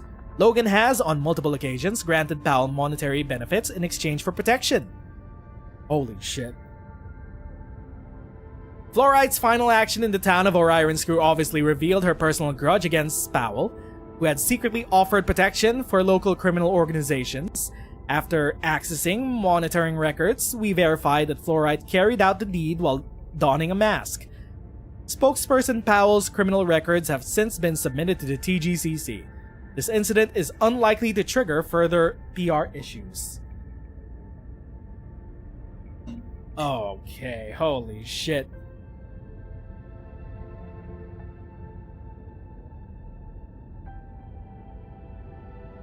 I could already feel my throat getting tired. And we're just about to finish with the 4-star operators. I've been talking for an hour and a half straight.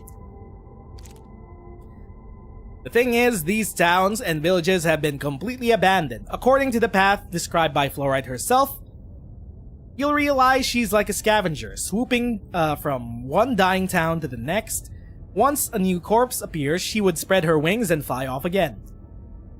I'm not questioning her motives. These vagabonds were not the ones who caused the towns to fade away. Folks could only find less than ideal places to settle, places that only had limited access to support and resources from the fringes. If a hub city meets a crisis, then the resulting supply breakdown could initiate a chain reaction capable of killing every town along the route. Death starts from the most isolated spots. The weakest link of the chain, refugees would then ride a wave of collapse until they either arrive at a new town that offers high stability, or fade away completely in the wildlands, like a certain town out there. People even came up with a special name to describe this phenomenon. As long as the links between our cities remain fragile and tenuous, the stranding will never end. Crisis breeds privilege. Privilege is a hotbed of sin. Once we reach a threshold, civilization is no longer a home, but a yoke that the monopolists shackle onto the necks of their slaves. We must master the power that can help us prevent this from happening. He's kind of a righteous Robin Hood type. Alright, I can see how she was eventually recruited onto...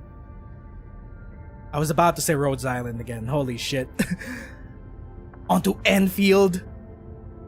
Mama, I heard about how my uncles and aunts are doing. Gordon, Alloy Carrot, trucker. Elsa, the Unicity, seems to be a cashier at the grocery store. Andalusia, Free City of Neo-Sakushi, journalist. Interesting. We're getting a lot of city names from this alone. We already know about Alloy Carrot. The Unicity is new. Neo-Sakushi, that's new. Big William, town of Oriron's crew abandoned, passed away due to railroad accident. Karakurt, I only managed to learn that she left for Morospolis. She was last seen near Valley 5? Dang, we're going up in numbers. Ebby not found yet. Cavill not found yet.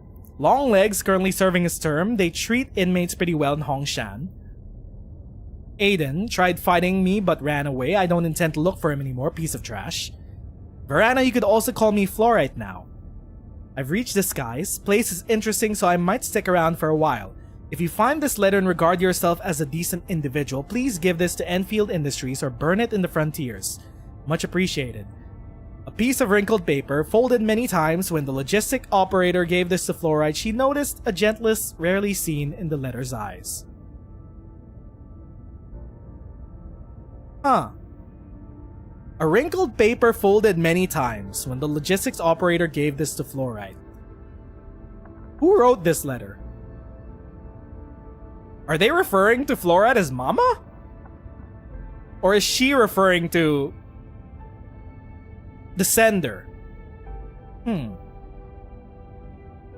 So these are her old associates. Interesting. I mean, the biggest lore drops here are the names of the cities.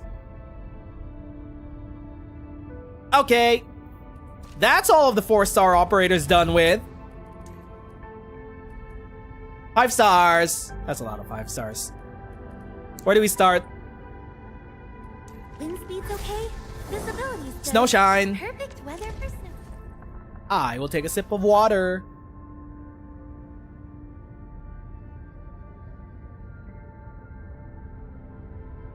I don't know if we could do 6 stars today. I feel like my throat is already getting tired. I don't even know if we're gonna finish 5 stars. But we'll keep going. Snowshine. Faction. Rhodes Island. Race. Ursus. Expertise. Outdoor survival. She's a 5-time consecutive champion of the SAR 1-hour field chow gathering competition. Emergency life-saving, she often has to carry out standard CPR in extremely hostile environments. I feel lighter whenever I step on a snowboard. I felt as though I'll just start lifting off the snow. The Snowshine, helping people with errands and chores every now and then, has become a habit of sorts. Snowshine, female, Rhodes Island. December 19.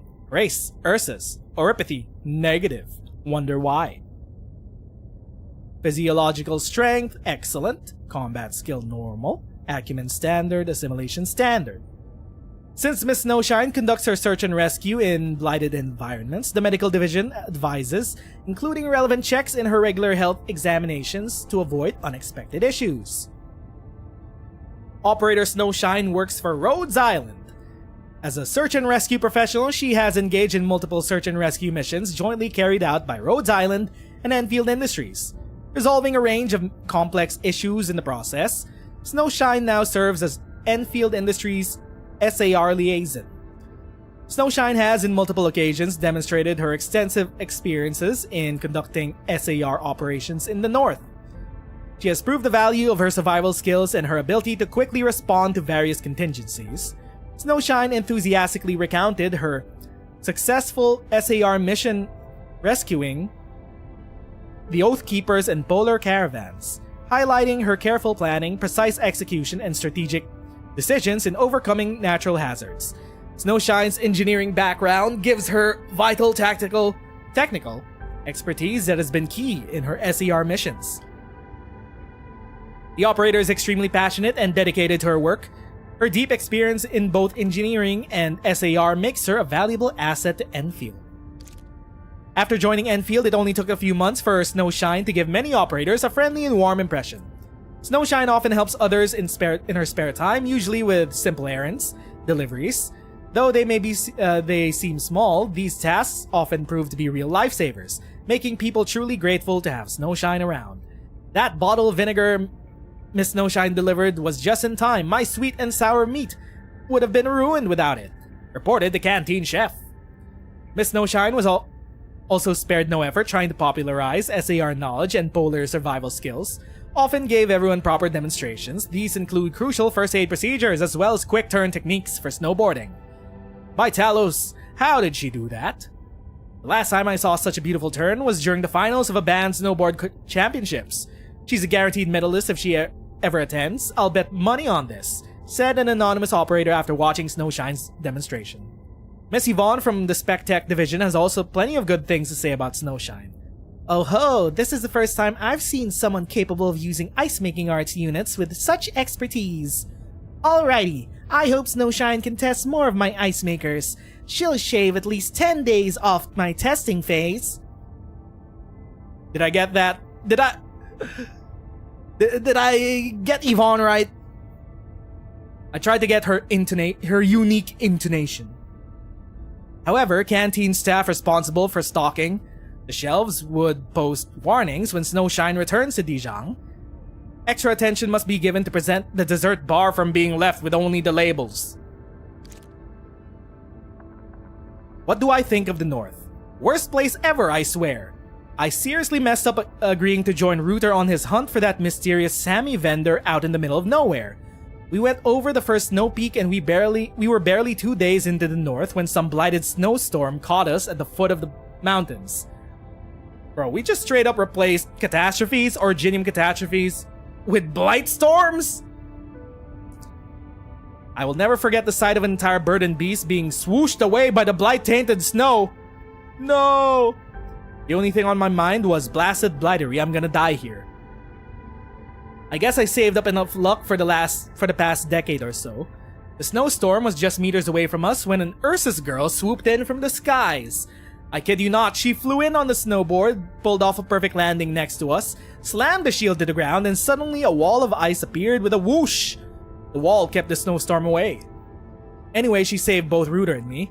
She escorted us into a cave that she called our temporary shelter. And there were all sorts of people there. Oath Keepers, Seshka caravan drivers, and even landbreakers. I still remember how we just walked in and some tall and mean-looking felines started pointing a finger at us. These two, they're frauds plotting to bring their swindling ways to Sammy. I heard all about their dirty plots along the way. Why are you saving these lowlives? Don't let them cheat you. It was only then when I recognized the feline. He was the guide who traveled with us a few days back. I had only wondered why he suddenly returned the commission and refused to guide us any longer. Anyway, I thought we were finished, but the Ursus lass who brought us in said nothing. She gave the feline a glance, and the big mean kitty boy just sat down and said nothing. I wanted to thank her personally back then, but she soon rushed out to carry on with her SAR. Couldn't even get her name. Another SAR team soon arrived, brought us to safety, but I recognized the badges and markings on her outfit. They were the same as the illustrations on the shelter. What happened next? Well, I found your place. That's what happened. Ha! Just take these supplies. My token of gratitude to that Ursus lass. Private letter. Erwin. Maybe I should call you Snowshine for now. I could really feel my throat straining. Holy shit. And we just got started with the 5 stars. I think I could just do a few more 5 stars. In any case, please forgive me for not saying goodbye when I left the team. That was never my intention, but my captain and my attending surgeon, Margaret, told me to leave the north immediately. Chug more water? I don't know if water's gonna save this.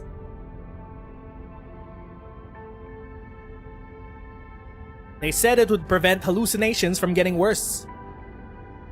Kirsch is a beautiful city. We don't see any auroras here, but there are equally majestic mountains and snow. The ridges are untouched by the blight or the angeloi and are linked by crisscrossing cable tramways that the city is so famous for. I took quite a few rides in them. The experience of gazing into the vast snowfields without worry is unforgettable. You must have been surprised by my decision. Someone who had sworn to stay in the north and the SAR team for eternity was suddenly beaten by a mundane, ordinary blizzard. What I want to say is that sometimes people are not as strong as they think. Perhaps I'm actually more fragile than I think I was. I never feared blizzards, the blight, or any other disasters that could suddenly swoop in and take our lives. But when I saw Nelson lose a leg after getting sucked into the blight, while trying to save that unlucky prospector, and after learning that Lisa lost her sight... Our light?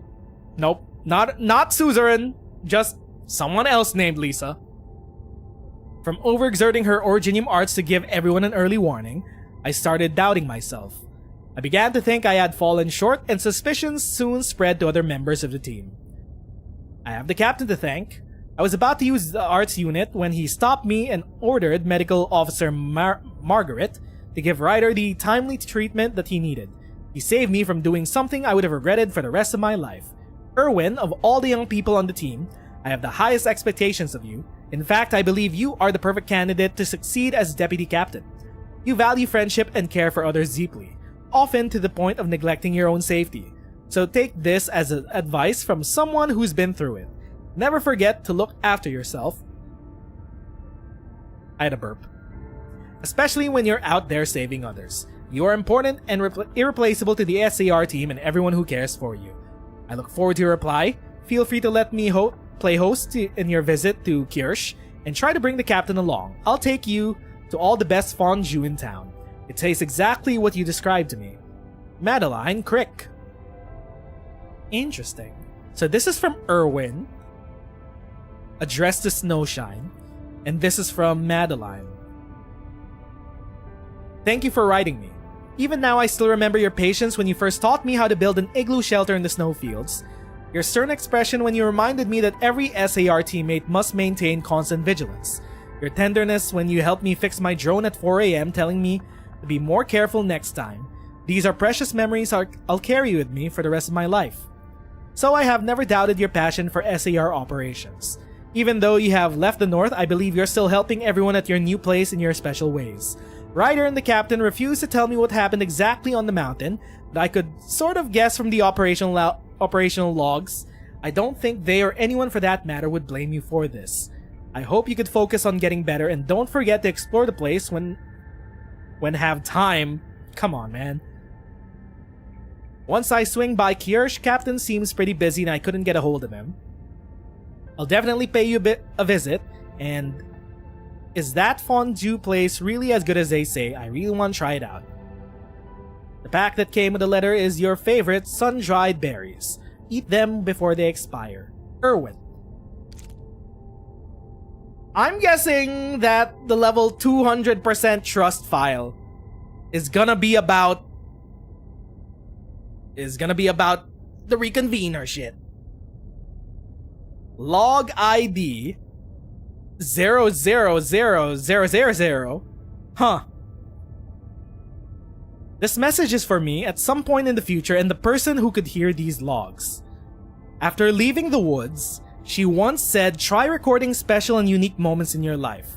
It may help you anchor yourself in the world. I'm assuming this is warfaring. Till now, I don't know if I really understood what she meant, and I'm unsure what type of moment, come on, man! Bro, proofread this shit. Can be considered special and unique, so I might as well record everything that I think is worth remembering. This is her diary. Log 01. This is my first time leaving Rhodes Island and stepping on the land of Talos 2. Wait. Oh. Wait. Hold up. Does that imply that the Originium Woods is within Rhodes Island? That they access it within Rhodes Island? They were born on Rhodes Island. It's more spacious and open than what the maps and panoramic holograms suggested. There are also a few things I have not seen in her memories. Although this place is quite different from Terra, the people and buildings feel distant yet familiar at the same time. It's so strange. But if possible, I really want to see and experience the local snow. They say there are snowy mountains in the north and the central part of the band. The north seems closer, so I'll guess I'll head there first. Central part of the band. Is that Hypergryph teasing a snow area before we inevitably head to the actual north, where the Stargate is at? Log 09. Today I arrived at a snow-capped mountain in the north. I felt right at home in this polar landscape, everything including the hexagonal columnar snowflakes and the veil-like aurora felt really familiar to me. Before I forget, I ran into a huge blizzard when I made my own way down the mountain. Two Fortes, dressed like messengers, were almost trapped in a nearby blight. I used my snowboard to pull one of them to safety. The other was saved by a fully armed Peril. We escorted them to a safe place in a timely fashion. Is a fully armed Peril Rider? I later learned that the Peril is a volunteer at the I think it's Rider. Volunteer with the Northern Corridor Rescue Union. They're planning to establish a professional SAR team. That Peril also left me a business card when we said goodbye. He said I had behaved with calmness and reason despite my lack of professional training, even choosing the best rescue measures possible. Then he asked if I'm interested in joining his outfit. Truth be told, when I pulled that messenger to safety, I did feel a kind of ecstasy and joy I'd never experienced before. It became a calling I couldn't ignore, and I even wanted to do more. Log 10. I thought about giving it a shot, so I called the Peril named Chris. Okay. I told him I wanted to be an SAR teammate. I'm doing this for myself. The sunshine after the blizzard was also especially bright. I want to see that again. Alright, dog. You're gonna have me crying at these operator records. Come on, man! Get into assignment. Wulfgard!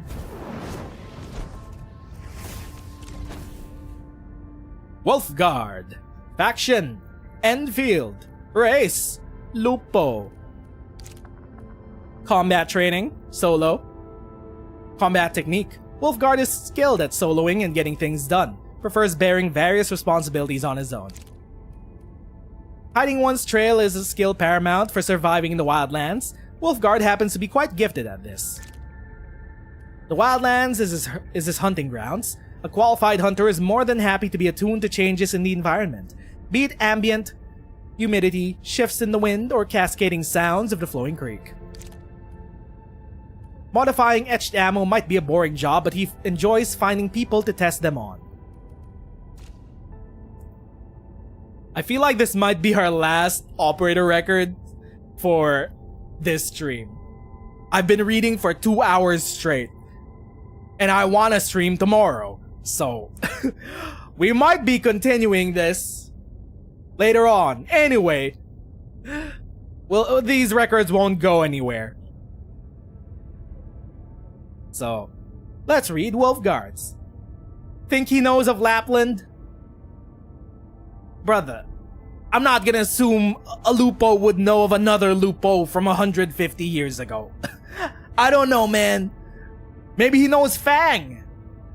Maybe he knows of Texas. I don't know, man. Codename Wulfgard. Gender male. Authentication The Pack. November 16. Race Lupo. Oropathy Infected.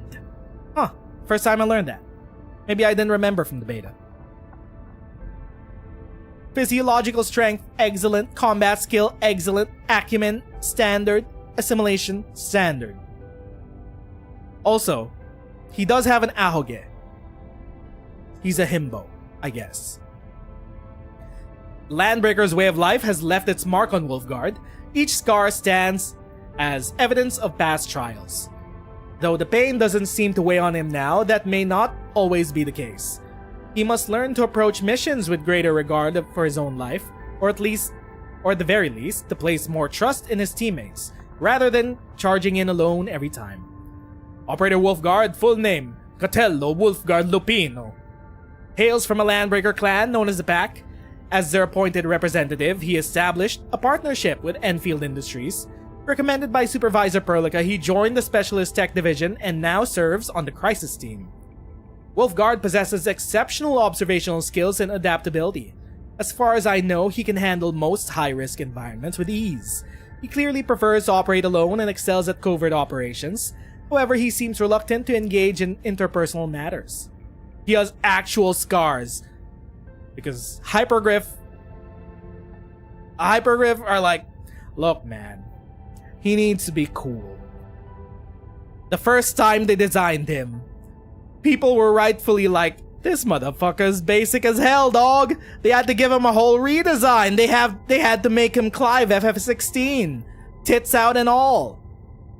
He's allowed to have scars because he's like the main husbando that we... He's the first husbando that we meet in the main story, apparently.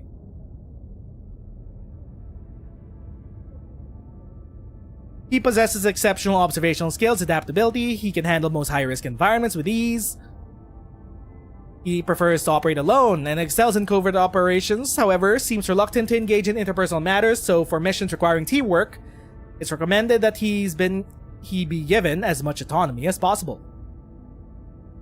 Notable test reports show that Wulfgard performs extremely well in both physical endurance and reaction speed. He is proficient with guns, adept at hand-to-hand combat, has a knack for turning any object, even a pen, into a weapon. Perhaps his time in the wildlands has sharpened his instincts. Wulfgard has an acute sense of danger and deep understanding of how to interact with frontier residents, especially when Landbreaker affairs are involved. I believe anyone who's ever partnered with him would agree. Martin Marvin Malin. When Wulfgard first arrived at Endfield, his Landbreaker background raised a few eyebrows. Holy shit, I can feel my throat getting rough. Some operators suspected he had hidden motives. But as the years passed, they discovered that behind the cold exterior and sharp tongue was someone surprisingly easy to get along with. He's always punctual, efficient, responsible, and thorough with cleanup. In many ways, he checks every box of the ideal teammate. Unfortunately, he doesn't seem to enjoy working with others. Whenever he's required to submit a report, he always requests to be assigned to solo operations instead. On the other hand, Wulfgard has never been shy about sharing his insights into weapon modifications, which has caused headaches for Enfield's arsenal engineers. Many operators first met Wulfgard during one of the regular new weapon testing sessions, where they'd watch him coolly tweak a weapon right in front of its designer, then say it works better this way. How is he so cool? This often left the engineers on the verge of losing their composure. Though this earned him a spot on the Arsenal team's unwelcome list, Wulfgard didn't care. He kept modifying every new weapon he got until it felt right to him. Experienced hunters always select their best hunting tools or modify them until they become the best. In a time when the Landbreakers are seen as destroyers of order, the Pack stands out as an anomaly. They value order and hold a peaceful attitude towards the civilization band. Even now, they cling to certain old traditions, such as strong familiar bonds and the deep respect for unity. About that. We're setting up that the pack is split, basically. The pack is split in two.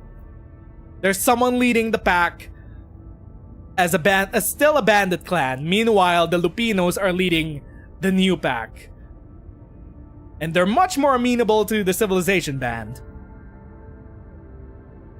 That very difference only fueled the long-standing feud between them and their rivals, the Bone Crushers. Over 10 years ago, the Bone Crushers struck with vicious ambush, shattering the pack when they were at their weakest, just after the death of their Alfarian. Wulfgard and his younger sister survived the attack, but they refused to speak of what truly happened.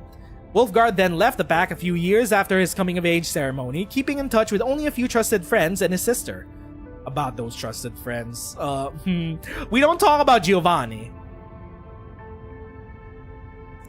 No one knew why he left. He stayed silent, just like he did about the attack. Later, he approached Endfield and proposed a partnership. He eventually joined the Spectech division as an operator. Someone once asked why he chose Endfield. At first, he was silent, then, with startling honesty, he answered, "I want another future with the pack." And Endfield holds the possibility of making it real. Wulfgard spoke candidly about the pack's struggles. His steady resolve and honest intent opened doors. So it made perfect sense when he became an operator. As he put it, he had a duty to prove the pack's worth and to repay Enfield's trust in him. Since then, he's become a quiet but reliable presence on many tough, dangerous missions. Operators who had once held deep prejudice against the Landbreakers began to change their views, thanks to Wulfgard. Then opinions shifted once more after the arrival of his sister, but that's a story for another time. Right. She's coming in like 5 days? Wait a minute, no. Her banner's not gonna be right up when they drop 1.1. But she is coming in a few days.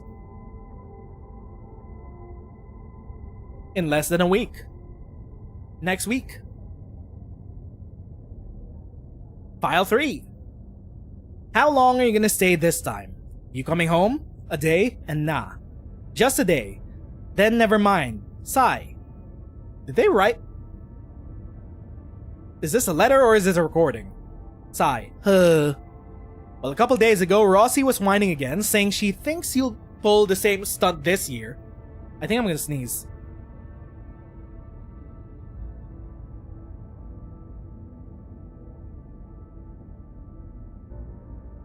Probably 3 weeks. I think the patch is like next week. Because banners are like, what, 2-3 weeks long? And they're dropping Tang Tang. And her banner ends at the end of March. So it has to be within the next week that we get 1.1. It's already been what, over half a year since you two last met up at Tommaso's place. I still need to take care of a few things. Once it's done, stop right there. That's what you said last time. Then you ran off to the frontier, saying you had to clean up someone's mess. I don't get you young folks. How do you always have so much to do? If I were you, no matter how swamped I was, I'd still swing by more to check in on my little sis. She's a kid. Every other kid her age in the clans doted on by their families all day every day. You're her family too. Well, yeah, wait, don't try to spin this on me. I get you've got your own things going on, but listen, as someone who's been there, whenever I see little Rossi, I can't help but think of my own little girl. Biggest regret of my life, not being there for her when I still had a chance. Just hear me out, Catello. Life's short. Don't do things you'll end up regretting. I hear you, Uncle Russ. Rossi knows I'm back today. What? No way! Then why would she run off to the hunting grounds first thing in the morning with the Louis tweens? The Lewis twins. Unless, exactly. You two really are true lupus. Lupus? Lupus. So stubborn and so damn alike. It's scary. Do whatever you like, but if you're always absent, aren't you worried something might go wrong? I was gonna keep it from you for Rossi's sake, but looks like you need to hear it. 6 months ago, she got herself in serious trouble. I'm gonna sneeze.